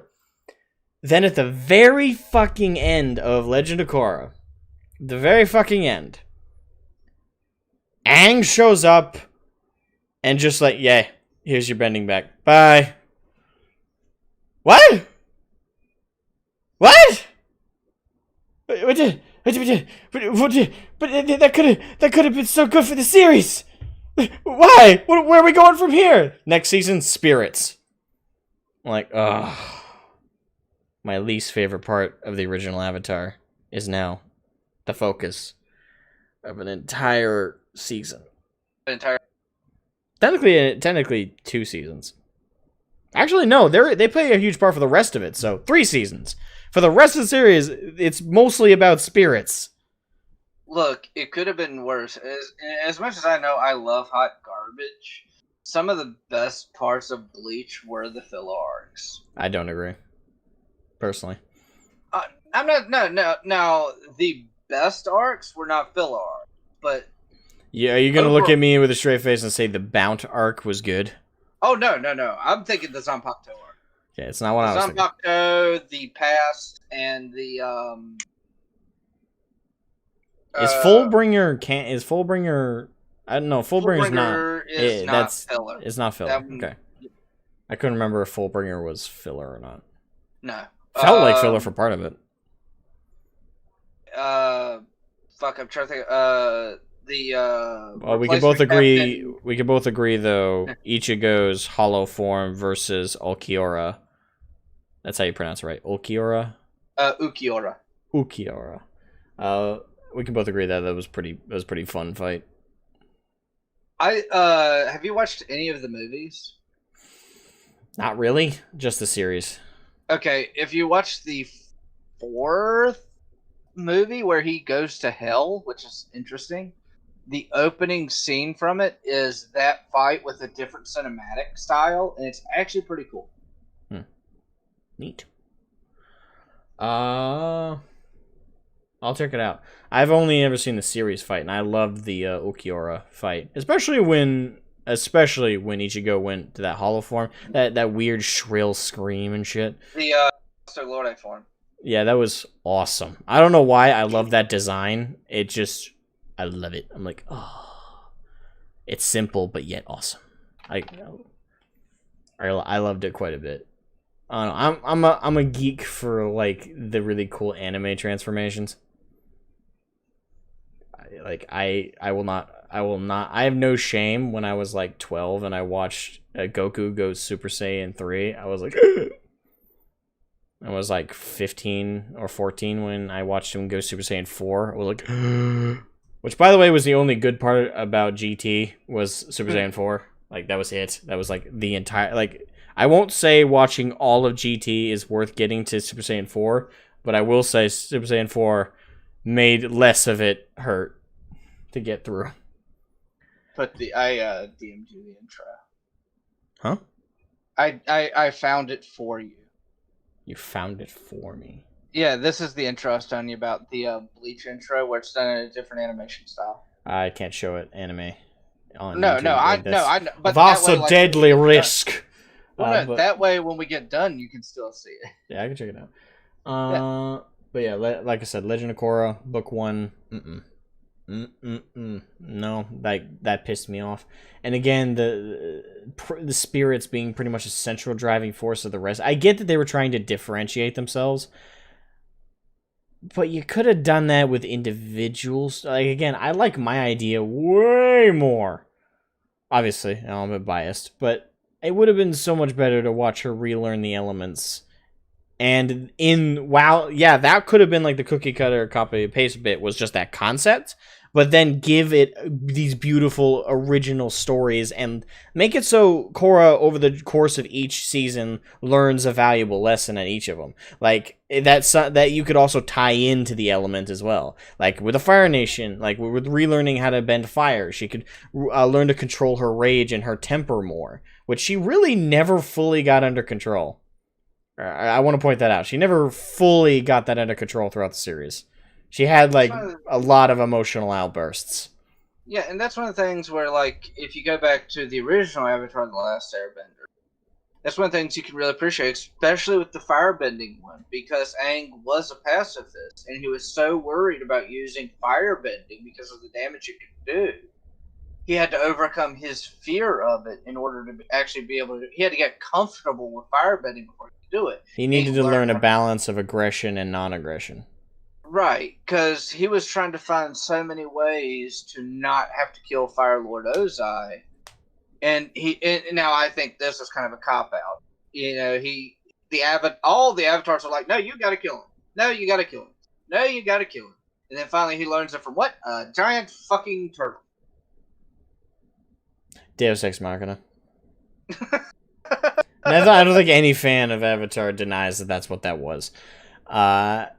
Even as a kid, I was like, it's kind of weird that he randomly... at the very least, they could have just tried to do something subtle like the Avatars did know away, and that still would have been Deus Ex Machina, but they decided to go full ham with it and just throw in like this weird deity or this weird creature. Like, in my opinion, is like, if you're gonna add a Deus Ex Machina, do it in like the most extreme way. I kind of get why, because if Aang would have had to have killed him, it would have really pushed against his beliefs, and I'm cool with that. I really am. Well, that and it's a kid show. Yeah, and then it's a kid But show. let's be honest, that's like the primary reason. It's like, okay, this is a kid show. We can't have him actually kill anybody. Like, we've had And suggestive he can be deaths. killed off screen. Killed off screen or falls to his death. They could have copped out and done that, but I like that they, at the same time, they're like, okay, we also got to set an example for kids. Like, hey, it's not cool to just kill your enemies. I mean, Even though, again, no there's point. quite a few enemies that die. Like, for example, General Zhao, I think, in season 1, he was drowned by the spirit, the moon spirit. I will say, though, as watching Avatar as a middle teen, so it's like 14, 15. I was a kid. I was watching it like as it aired as a kid. Yeah, I mean, so was I, but I was just in my teens. Not wasn't. once did I think, because of that show, that it would be a good idea to set someone on fire. Yeah, I know it's just basic logic and understanding, but it's the same idea. Like the kids, like with kids shows, there's always been, again though, when you look at like Invader Zim and shit, like that got canceled because it was a bit extreme. I'm like, really? I fucking loved that show as a kid. Yeah. Like every Fuck them every for show canceling it. every show I grew up with and loved as a kid got canceled or stopped or like what? Why? Like Teen Titans is like, oh, that was the most amazing show I could have grown up with, and like, oh no, we're canceling it. Fuck you. The only one that I accept that it didn't get canceled. It just stopped was Tom and Jerry, but it ran for how many years? I don't know, a couple decades. If not more. I think it ran for like, what, 30 years? It ran for a very long time. Very long time. But yeah. I do agree, though, that it was a bit of a cop-out ending, but at the same time, it's a kid show. Pretty much nobody was hoodwinked by it. Everybody understood, like, okay, yeah, it doesn't make sense to kill the bad guy on a kid show. So again, they could have shouted it and had him drown or fall to his death or something like that. Some cop-out death. Hell, even when the other and something non-violent of a death, or at the very least, like, a kid wouldn't be able to fathom it. But they could have done the standard, like, villain falls to his death thing. They could have done that. But I also get that they also wanted to share the message of not killing your enemies is the solution. You know what? In hindsight, as an adult, you know what would have been a cool ending to that? What? Iroh killing him. No. I think that would have tainted Iroh's image for a lot of people, including myself. Iroh's very much also like Aang in the sense that he likes pacifism. He's capable and willing to fight when it comes to it, but at the end of it, he values serenity and peace, and he loves it deeply. So yeah, no. And like, so my argument is because Ozai is his brother, but he begrudgingly kills him because he knows that's the only way to have peace moving forward. That would have been cool. No, I don't agree. Maybe it's because I'm just so focused on 40K that seems like that'd be cool. Yeah, not for me. For me, it would taint Iroh in the wrong way for me. So I'm happy. I'm satisfied with how they did it, even if it was a Deus Ex Machina. I'm okay with it. I would not have liked Iroh to kill him, though. I like having Iroh be that peaceful old man who loves tea a little too much. Loves tea too much. So I think that kind of wraps up that topic, I think. Actually, Carneth Corn said this and it made me remember something. Just real quick aside. Everyone needs an Uncle Iroh in their lives. Yes. There's another YouTuber I watch. He does like VR games, and he got a tattoo of like the teacups and the lotuses on his arm. It was either right here or right here, and it was just really cool. And he did it in honor of Uncle Iroh and of Mako. I thought that was really cool. That's nice. Yeah, Mako passing during the series was rough.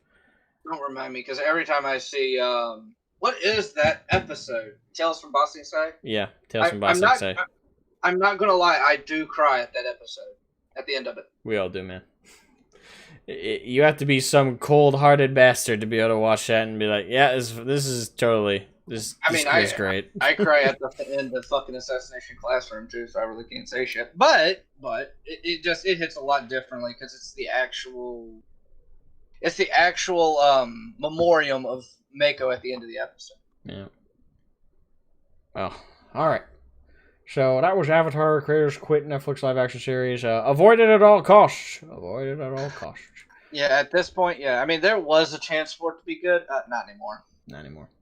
All right, so the next one is mine. It's also from GameSpot. Ghost of Tsushima getting Legends co-op multiplayer for free. I did not see a co-op coming in this game's future, like at all. I thought it was going to be a single-player entry only, but when I heard about this, I was kind of taken aback. But let's just read through the article. So Ghost of Tsushima launched as a single-player game. Exactly, that's what I thought it was going to remain. Still haven't actually played it. I've watched a dozen other people play it on Let's Plays and such, but I haven't actually had the pleasure of engaging in the game yet. But I'm happy to hear it's got a co-op option. See, this is what I like about games. I don't like the Black Ops 4 treatment where it's like pure multiplayer. Like, oh, fuck the campaign, just multiplayer. I hate that. But if you're going to have a single-player campaign and have this single-player experience, but add a multiplayer, fucking do that. That's awesome. So that's what I love this kind. I love this implementation of multiplayer. And it's free, so that's a huge bonus. But Ghost of Tsushima launches a single-player game, but Sucker Punch has announced an ambitious new feature for the action game, co-op multiplayer. Now, that conceptually doesn't sound like co-op multiplayer is not new, but the Legends co-op mode will be coming for free sometime later this year. According to the post on the PlayStation blog, Legends is an entirely new game mode that doesn't follow the travails of Jin at all. Instead, it revolves around 4 warriors. Legends of Tsushima and the locations and enemies will be more fantastical and based on Japanese folktales and mythology. Legends will be exclusively reserved for co-op with groups of 2 to 4. You can choose one of 4 character classes to play: Samurai, Hunter, Ronin, or Assassin. Each with their own unique abilities. With 2 players, you can take on co-op story missions. With a full group of 4, you can take on wave-based survival missions. There will also be a super difficult 4-player raid coming sometime after Legends launch. So, I think the part that they're talking about that's ambitious is the fact that this multiplayer mode is virtually going to be a completely different game inside of Ghost of Tsushima, which is pretty ambitious. Basically having a completely different game. The only similarity is they're both obviously taking place in a feudal Japan, but one is taking the fantastical route of adding their mythology into the game and having that be a real element, as opposed to Ghost of Tsushima, which, as far as I'm aware, is very much based in reality. Though it has, obviously it's a game, so there's obviously non-realistic elements, of course, but... Does it have the Buster Sword? The Buster Sword. Wouldn't surprise me if they added, like, a DLC for that, let's be honest. And, yeah, it wouldn't. No, it wouldn't. Sucker Punch says it will be sharing more details like character classes and customization as the Legends mode gets closer to launch.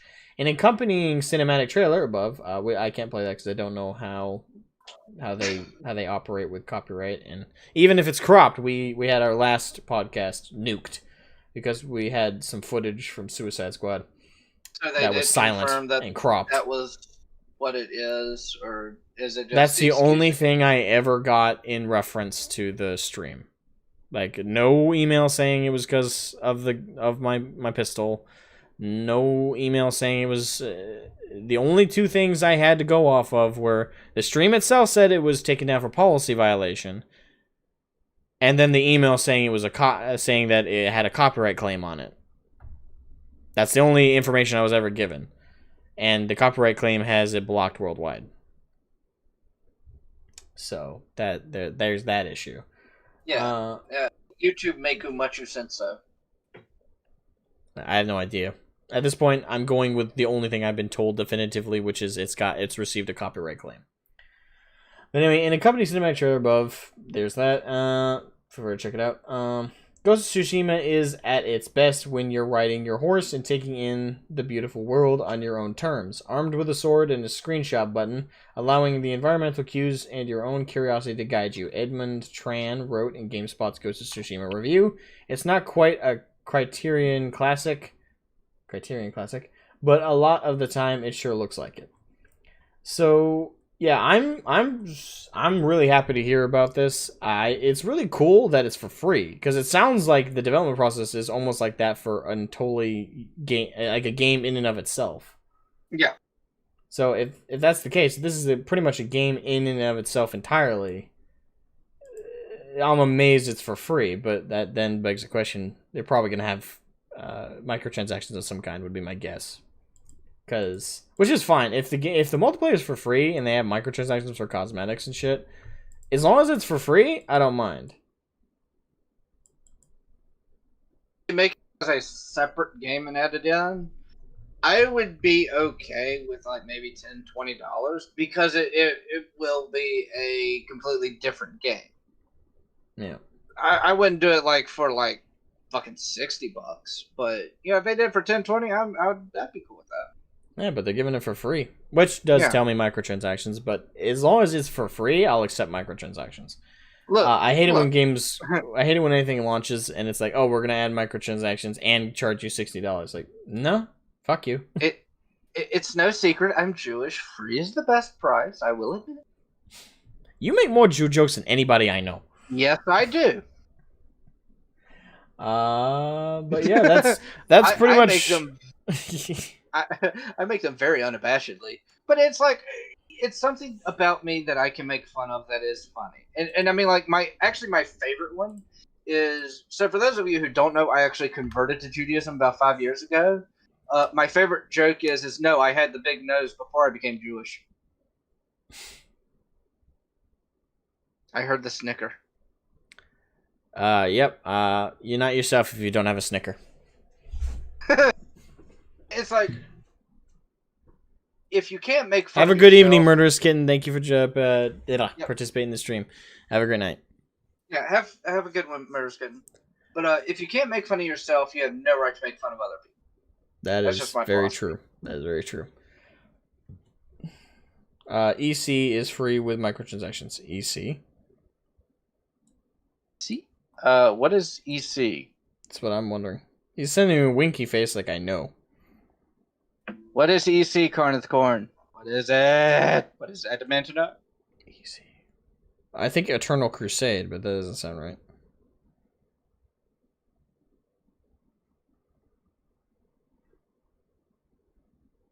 Well, anyway, from software know how to play the game. Well, we got one final thing to talk about, and that is your topic. So you take the lead. Yeah. So I thought this was interesting, and it found out to Eternal be Crusade. Okay, he said Eternal Crusade is free with microtransactions. Because I found out this was a much bigger issue than just this person. The Assassin's Creed Valhalla former creative director got fired from Ubisoft for having an affair with a streamer. I did not hear about this. What? An affair with a streamer. And I apologize because I'm gonna get these names fucking wrong.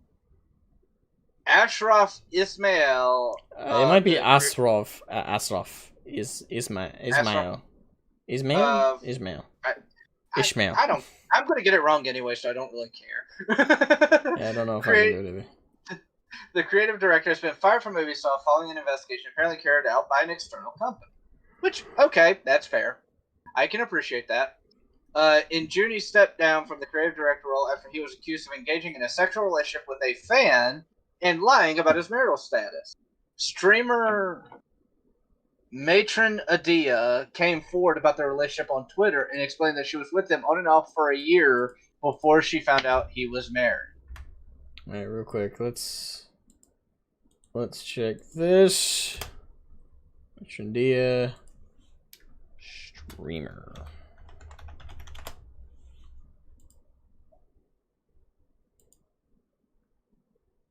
Ah.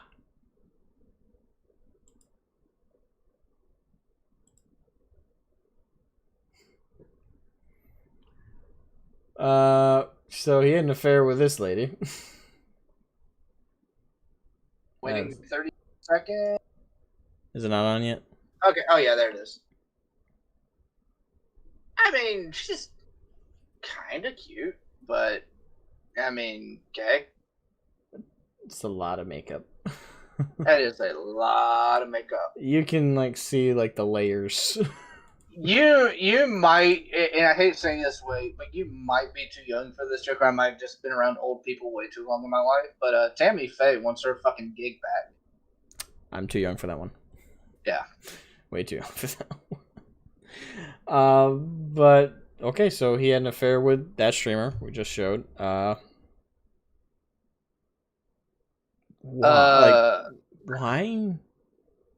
I don't know. So now here's the part where it gets weird for me. The publisher announced that it was launching an investigation into his conduct, as well as several other Ubisoft executives. They fired, I think at this point, like 5 to 10 people. Executives. I mean, they're cleaning house. I'm not surprised to hear it. I knew that Ubisoft had a bit of a cleaning house thing going on right now.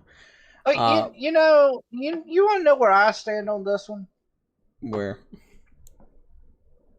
If he was a good creative director, why the fuck do I care about his personal life? It shouldn't have any effect on his work. I agree with that. I don't see how his affair has anything to do with his work. And I guess you could say, you can make the argument, oh, well, it's bad PR. It's like, No, okay, well, fuck it. Then, I mean, you're the one who announced it to the world. You're firing this guy because he had an affair. Ooh, look how good we're being. Like, fuck off. it's I mean, not our business. I don't give a shit. Yeah, I don't either. Now, I don't know if he was a good game director or not. He might very well be terrible. Yeah, but no, and that's the thing. I don't think it matters. it doesn't, though. Personal life shit like this should never be the grounds to fire somebody unless it directly impacts their work. I mean, I love this because kids always calls me a cuck. But my personal life is very different from the norm, but it doesn't matter. I normally don't share that shit around. I'm not going to share it around the stream. I'm just going to say to the fact that it's different from what's considered normal. And, you know, and we joke back and forth about it, but it's one of those things where it doesn't change my, like, for instance, for me as a YouTube content creator, it doesn't change my content at all. It's just that I'm different. As if there was any fucking doubt of that one. Yeah, but people are weird and different from each other all the time. But I mean, it's one of those things where I don't like, you know, okay. I kind of respect the fact that they are saying, we don't condone this kind of behavior. We don't condone people being assholes. I'm cool with that. Not really okay with the whole firing thing. I essentially say, keep your private shit private. If it gets out again, you're gone. But other than that, we don't care. That's probably about as far as I would have taken. But that's me. So. If I had to make a PR representative, I would not fire the guy. It's like, if he's good at his job, certainly not. I would have come out and said, okay, we do not condone having affairs. Certainly not with fans. Certainly, you know, we don't condone this by any standard. But we're not gonna fire him. He's good at his job. Who gives a shit who he fucks and doesn't fuck in his private life? You know, it wasn't a child, right? Okay. Like, and actually, they missed an opportunity here. Like, who does it matter who he fucks? As long as he doesn't fuck the customers or the development team, we're cool. Well, it was a customer. No, I meant that more figuratively. I went from literal to figurative. Okay. Like, as long as he doesn't screw over the customers or doesn't screw over the development team. Oh. That's how I meant it. Well, it still, yeah, unfortunately, it still kind of fits literally because he did fuck a fan. I know, but it was the joke doesn't work as well when it's true. It is fair. Oh my god. Yeah, I don't care who he screws. If he's good at his job, I don't give a shit. Yeah. Like, I'm not saying have all the affairs you want, but as long as it's not criminal, it's not criminal to have an affair. It's morally criminal, but it's not against the law. No one's dead, murdered, or worse.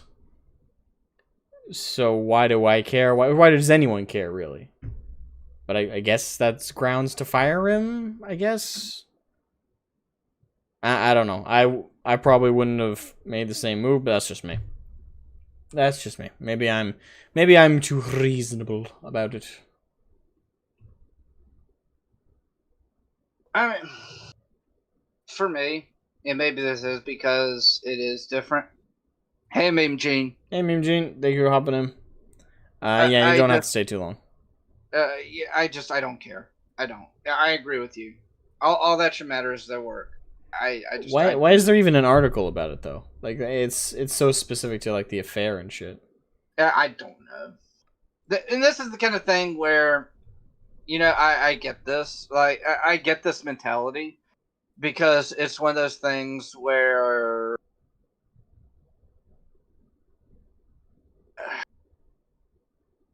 people will do anything to virtue signal and to save their own ass.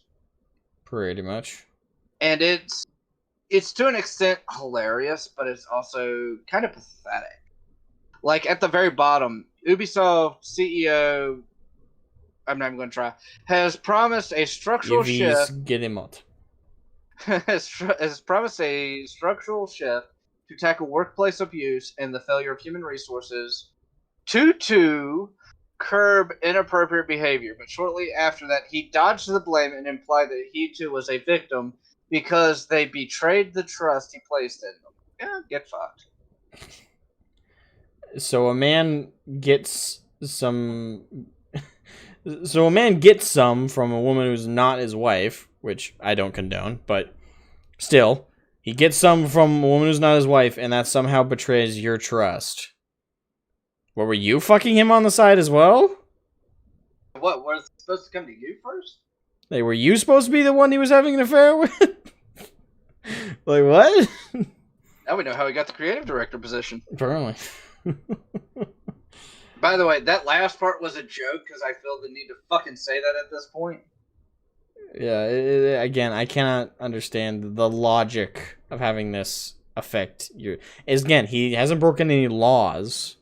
The only victim is his wife, and it's not like a victim. She's just been betrayed. She's the only one who's been betrayed, though. But yeah, if she wants to divorce him and fire him in the relationship, that's her prerogative.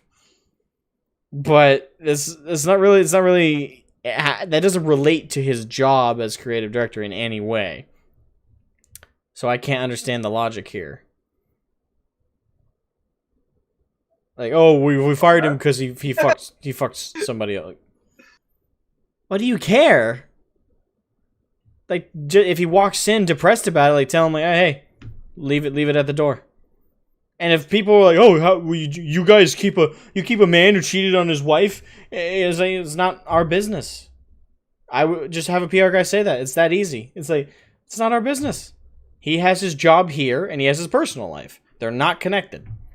What happens in his pants is not part of what happens here. Exactly. It's like, what the fuck? Like, this makes no sense. Ubisoft is a French company. That's a good point. So it could be just an orgy in disguise. Wouldn't surprise me. Walk into the office, like the floor is lined in plastic. Open the door, the floor's lined in plastic, close the door, like, I'm taking an LOA. Leave of absence. Leave of absence for anyone who's like, what's a LOA? It's a leave of absence. Unless you're playing World of Warcraft, then it's a spirit creature. Yeah, then it's a Loa. Finkarn, I suppose it would make people uncomfortable to work with him, maybe? No, that's such a bullshit statement, though. Oh, people would be uncomfortable that he had an affair with someone. Okay, look, well, he didn't have an affair with them. It'd be, if it's a coworker, you could argue that there'd be some discomfort, but then you would move them to separate offices, like, offer one of them a different job, maybe. Keep him as creative director. If he fucked a coworker who was, let's say, a designer, move them to maybe a sub-office.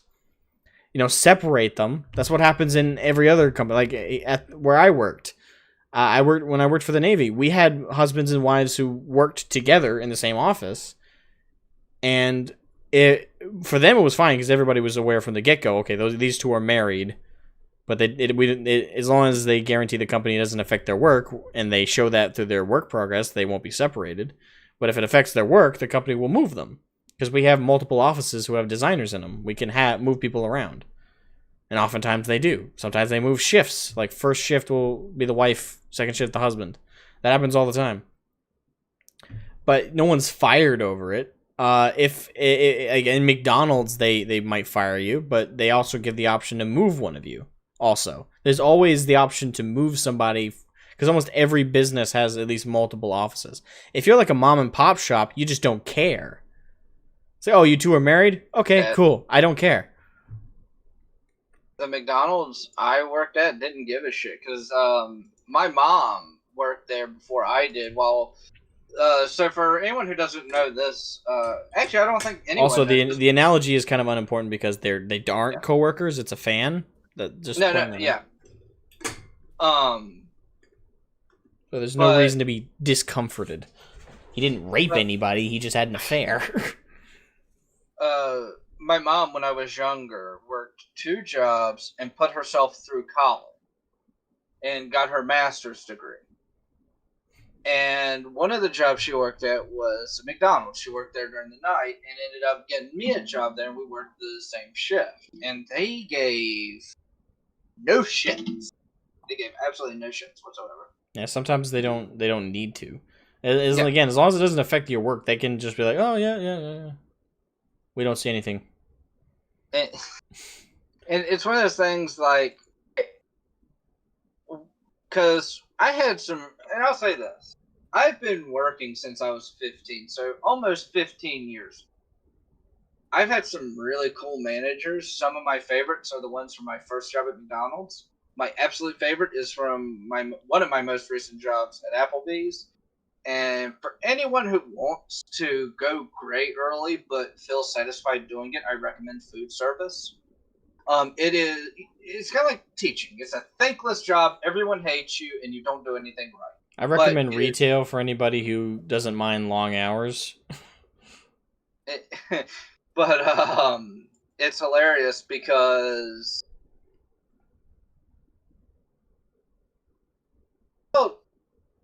and actually, I haven't told Asmogon this. I go back to talk to the general manager today. Oh. To see if I can get my job back, and I'll still be doing YouTube. I'm gonna still try and do YouTube. Yeah, try and balance it out. Yeah, the only thing that might change is my streams, but short of that, it shouldn't change. But I'm not really hopeful about getting that job back. I pissed off the general manager's boss, so I don't think it's gonna happen. But, Yeah, usually if you piss off the boss's boss, that typically bars you. See, the benefit is there might not be very much choice. They can't get a closing cook. So but I mean it's one of those things where, you know, stuff like this, you know, a lot of the people, and this kind of ties into the article, a lot of the people at Applebee's knew about my personal life. And no one gave a shit. In fact, it depending on what mood they were in, what they were going to make fun of more, my personal life or me being a Jew. And either way, normally I jumped right in with them. Shit talking galore. It really is. It's like the important part, I think, and this really shows at Ubisoft apparently, is learn to have fun. Not just where you work. By the way, just pointing this out, we are not saying an affair is fun or right, but learn. I get what you're saying is like learn to let things slide, or learn to have fun with the people you work with, and learn to separate the work from the social stuff. Yeah. Like again, as long as a crime has not been committed, this man should not have been fired. Like there was no rape. There was no murder. There was no death. There was no destruction. There was no terrorism. There was no treason to his country. None of that happened. He just had an affair outside of work with nobody other than a fan. But other than that, that's the closest relation to the work it was the fan. And that's really a loose reason to fire the guy. It's like, oh, well, they also happen. Well, you're a game company. The likelihood anybody he would have an affair with unintentionally might be a fan of the game. Like, Ubisoft makes a shit ton of games, so it's not hard to have an affair with a fan. If you're gonna have an affair at all, that is, just don't do that. Would be my recommendation. Like, if you're not happy with your marriage, get a divorce. Granted, France is probably like America in the sense that the guy will get screwed over in a divorce, even if he's the one who initiates it, but point still stands. Like, if you're unhappy enough to have an affair, just end the relationship amicably. I would recommend. Like, if you're not happy, I guarantee you the other person's probably not happy either. It's usually how it goes. But past that, I have no idea why this is an article. I have no idea why they fired him over this. This is kind of silly. Virtue signaling. That's about it. Real It's a quick, nanny state. while we're going down rabbit holes, I am going to use the restroom real quick because I have drank about half this fucking thing. So. Hey, run to the bathroom. Run away! Run away! Yeah, that was our last article as well. So that was our last topic. That was the last of the topics. But generally, like I said, yeah, if to summarize it up again, don't support affairs by any stretch, but it's not illegal. No one was hurt, except again, like social lives and personal relationships, but that has nothing to do with the business. Nothing to do with it at all. This is just the silliest reason to fire somebody I've ever heard. Like, what? If he lost a game of poker, is he going to get fired for that as well? In his next job? Like, at what level do our personal lives dictate if we get fired or not? Like, really? As long as it doesn't affect the business, as long as it doesn't affect his work ethic, should be fine. And the PR argument is so stupid. Most people probably won't hear about this or care. I think the fact that, okay, Finkar says, I think the fact that Ubisoft decided to go public with the reasoning for firing him is the real news. We really don't hear too much about that kind of stuff. Yeah, well, the thing is, it's stupid to go public with it. It's stupid to talk about it. Why? No one cares. Even if you go public with it, shit ton of people aren't going to see this article. Shit ton of people don't care if they do. Hey Dragonus, welcome to the stream. It's just not right to fire someone because he didn't fuck his partner. Maybe it was a dick move, but no reason to fire. Exactly, that's the thing. It has nothing to do with the job. And even if she went public, the streamer, even if she went public with it, cool. People are gonna have issues with it on Twitter for like, I don't know, 2 days. And then move on to the next controversy and thing to bitch about. Just move on. It's the stupidest reason to fire somebody. Again, no crime was committed. I wouldn't have fired the guy. Unless he sucked at his job. But I wouldn't have fired him because he had an affair. I would have fired him because he sucked at his job. It's like, hey, you're a shitty game director. You're fired. There. Not this dumb shit like, oh, well, he had an affair. Because that's our business. For some reason. Fucking French. Fucking French pussies. That's what they're. Ha! Ludus had to go to the bathroom. I don't have to do that much anymore? What?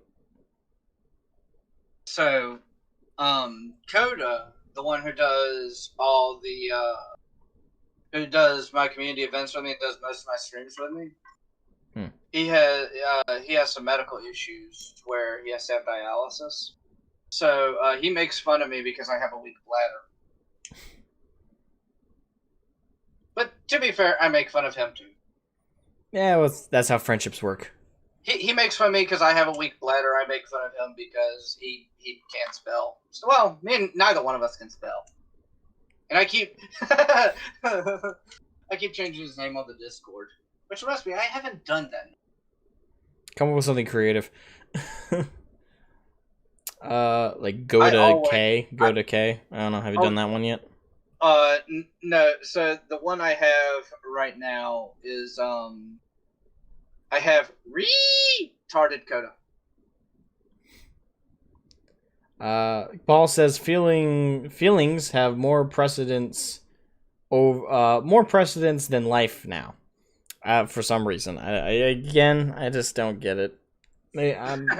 Maybe I'm too old school, but last I checked, other than your own feelings, you shouldn't care about other people's feelings. Other than your own and your families and those you're close to, why do you care? Like, if you're a therapist, I get it. Like, your job is to handle other people's emotions. But that's it. Like, other than those two scenarios, if some random person is crying on the train by themselves, yeah, it would be nice of you to go up and ask, like, hey, do you need a friend right now? Like, I know I'm a complete stranger, but I'm just, I noticed you were crying. I'm sorry. Can I help? That's nice. But you're not a bad person if you don't go over and ask what's up. It's not your business. She could be crying because she just had stubbed her toe real hard. She could be crying because she just got through a breakup. It's not your business. She could be crying because she's literally insane and completely unstable and might Might be stab you if you go schizophrenic. talk to her. At the end of the day, it's just not your business. Yeah. If it does affect your business, you have to gauge how much. Like, again, what was going to be the backlash for this guy having an affair to their company? Virtually none, because 90% of gamers, 99 really, don't care.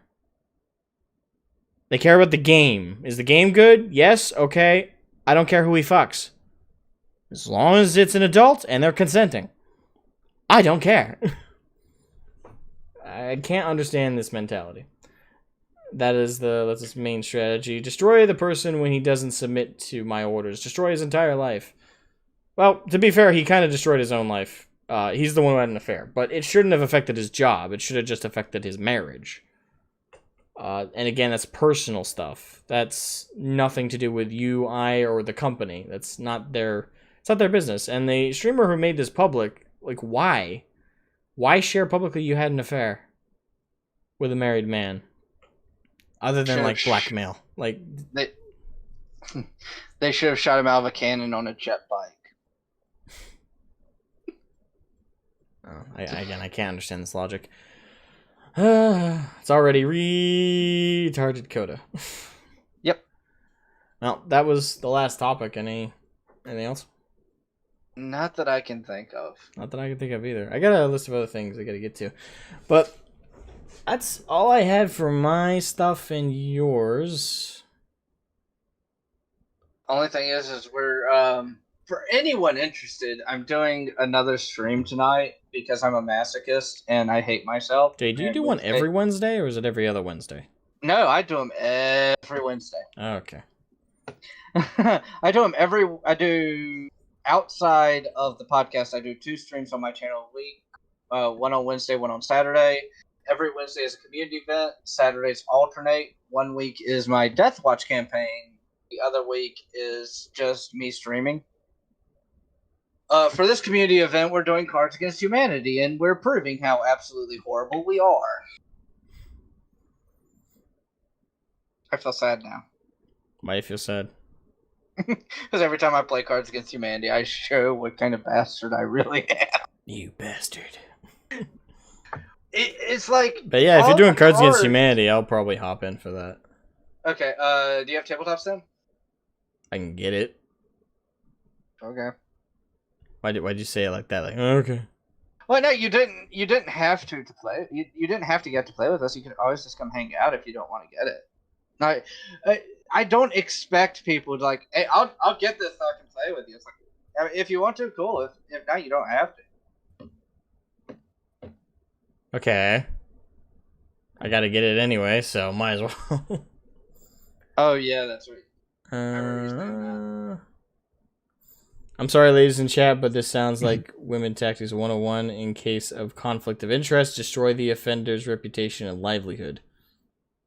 Right this second, I don't think there's any of the ladies watching, but from my experience with relationships with women, that's pretty accurate. But I have a very, very geared bad history, so I don't know if mine's reliable. I've dated some really awful women, so I would disagree with that to an extent. I wouldn't say it's women in general. I would say it's SJWs in general. Like I have the same guy on Twitter trying to dox me. It's funny too. Someone's trying to dox you right now? Yes. Tell yes, Arch. he is. Tell Arch. Huh? Tell Arch. That's fuel. No, I added Kibbs and Arch. I'm pretty sure you know about this story. It's First they tell you to get back in the oven. Now they're trying to dox you. It's hilarious because it's the same guy who contacted the Norwegian intelligence agency on our. These people are so stupid. I cannot write this shit. I really can't. I'm not that smart. I can't write anything that funny. So stupid. Oh. These people are less than useless. It's not even that. It's like It's the funniest thing. See, and this is why I get why you hate Twitter, because it is cancer. But the Just don't best, go on it. I'm thinking about deleting the account again. I'm not on there other than the occasional like jumping What? in. well, no, the reason is because it's funny. It's fucking stupid, but it is funny.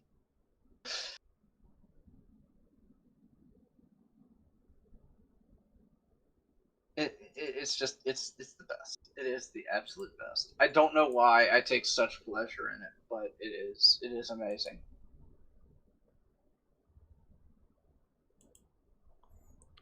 Please, again, if I were you, just don't go on fucking Twitter. I can't help it. Every so often, I find something great, and it makes it worth it. Like, the reason this guy's responding to your comments so much is because this guy probably lives on this platform. The thing is, people like this are defined by their political leanings. If you take that away from them, they have nothing. No identity, no life, no purpose, nothing. That's how so much of a soulless husk these monsters are. There's nothing to them. I wouldn't waste any energy with them. But funny. But Dad, son, get off Twitter. Get the fuck off. Oh, god damn it. Art question mark? Art. What do you wait, did I miss something?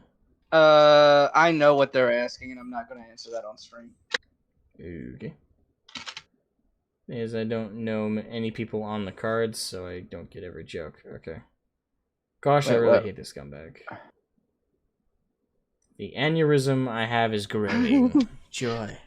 But by the way, Coda has been telling me for a long time I don't need to be going on Twitter. You really don't. Just don't go. Well, to don't. be fair, I did get limited again, so the only people that can see my shit are the ones that follow me. Yeah, it's just I wouldn't bother. I'm still considering deleting mine at the moment. Kibbs demanded I come back, but I really am not on there virtually at all. So I will say this, very unironically. I didn't think this would make a big of a difference, but when I go to put my videos and streams on Discord, I have found that I increase the views a lot.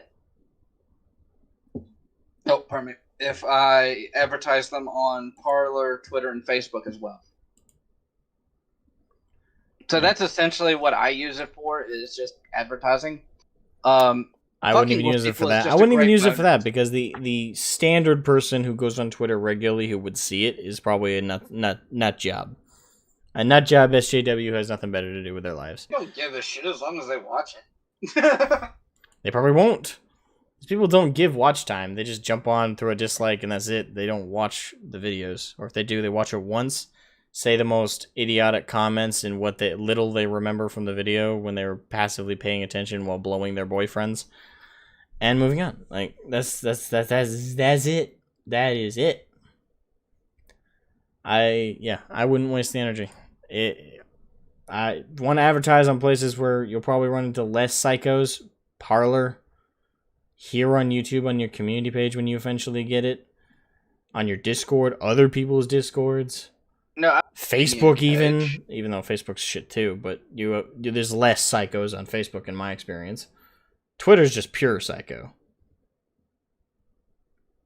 But I wouldn't waste time on that platform. It's honestly, if Twitter blew up tomorrow, only the SJWs would be devastated. It would be like that meme of the one crazy chick just screaming, "No!" Yeah, that would be it. The thing is, everybody else would be like, okay. Some people would celebrate. In fact, I would say most people would. Would you like to hear something kind of funny? What? Completely unrelated to Twitter, because and I'm sure you can agree with this. Neither one of us has had very much sleep. I'm scrolling through my tabs, and when I was doing my research and scripting, I was listening to the original Final Fantasy VII soundtrack. I am nerdy as hell. That's okay. That's the best part about being human, is our nerdiness. Although, to be fair, that is an amazing soundtrack. No, it is. I don't disagree. It's just the best. The Tumblrites migrated to Twitter. Yes, they did. They did. Tumblrites definitely did, and they infested the platform. The funny thing is, I've never had any experience with Tumblr. Neither have I. And I hear like now. people talk.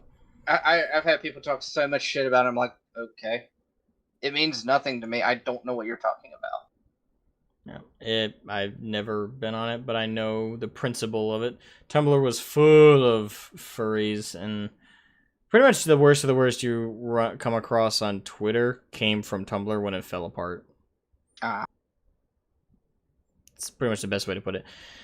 Anyway, that's it for the Geekus Theoreticus podcast, episode 4. We got through all our topics pretty well. I hope everybody had a good time and enjoyed the podcast. I had a good time, though I'm sure my energy was kind of like fluctuating in and out.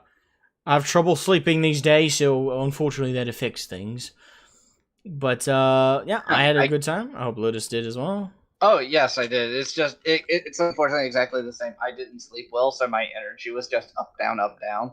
Yeah. So I apologize if that came off in a negative way to our watchers, but yeah, I feel bad about that. Nah. That's fine, that's fine. Thank you to everybody who came in and hung out and chatted and listened to us about different topics. And we'll see you guys in the next one. Remember, every Wednesday is the next Geekus Theoreticus podcast. Next will be episode 5, assuming YouTube doesn't nuke this one. We'll just do 4 3 times in a row. Until they don't nuke it, pretty much. But anyway, thanks again, guys. It was fun. And we'll see you guys on next Wednesday. And remember, Ludus has his event tonight at 6. Yeah, essentially in like... I'll start getting everything set up probably about 3.5 hours. Excuse me. So anyway, for anyone interested, join my Discord if you want to get into Cards Against Humanity. I believe I can do it up to 6 or 8 people. So if you are interested, join the Discord. Reach out to either myself or Coda. And yeah, because right now I believe Asmogon said he was going to be. I know myself and Coda will be there, and I probably have 2 more on my Discord, so that's 5. And this will be first come, first serve. Yep. Yeah, the video project I'm working on right now is going to take more than 1 day to put together. It's a review of the Wings of Liberty campaign, so that'll be a little bit. But anyway, thanks so much to everybody who participated in today's podcast, and I'll see you guys on my next video or stream. And hopefully we'll see you at the community event for Ludus and his stream. Anyway, have a good one, guys. Bye-bye. Good one.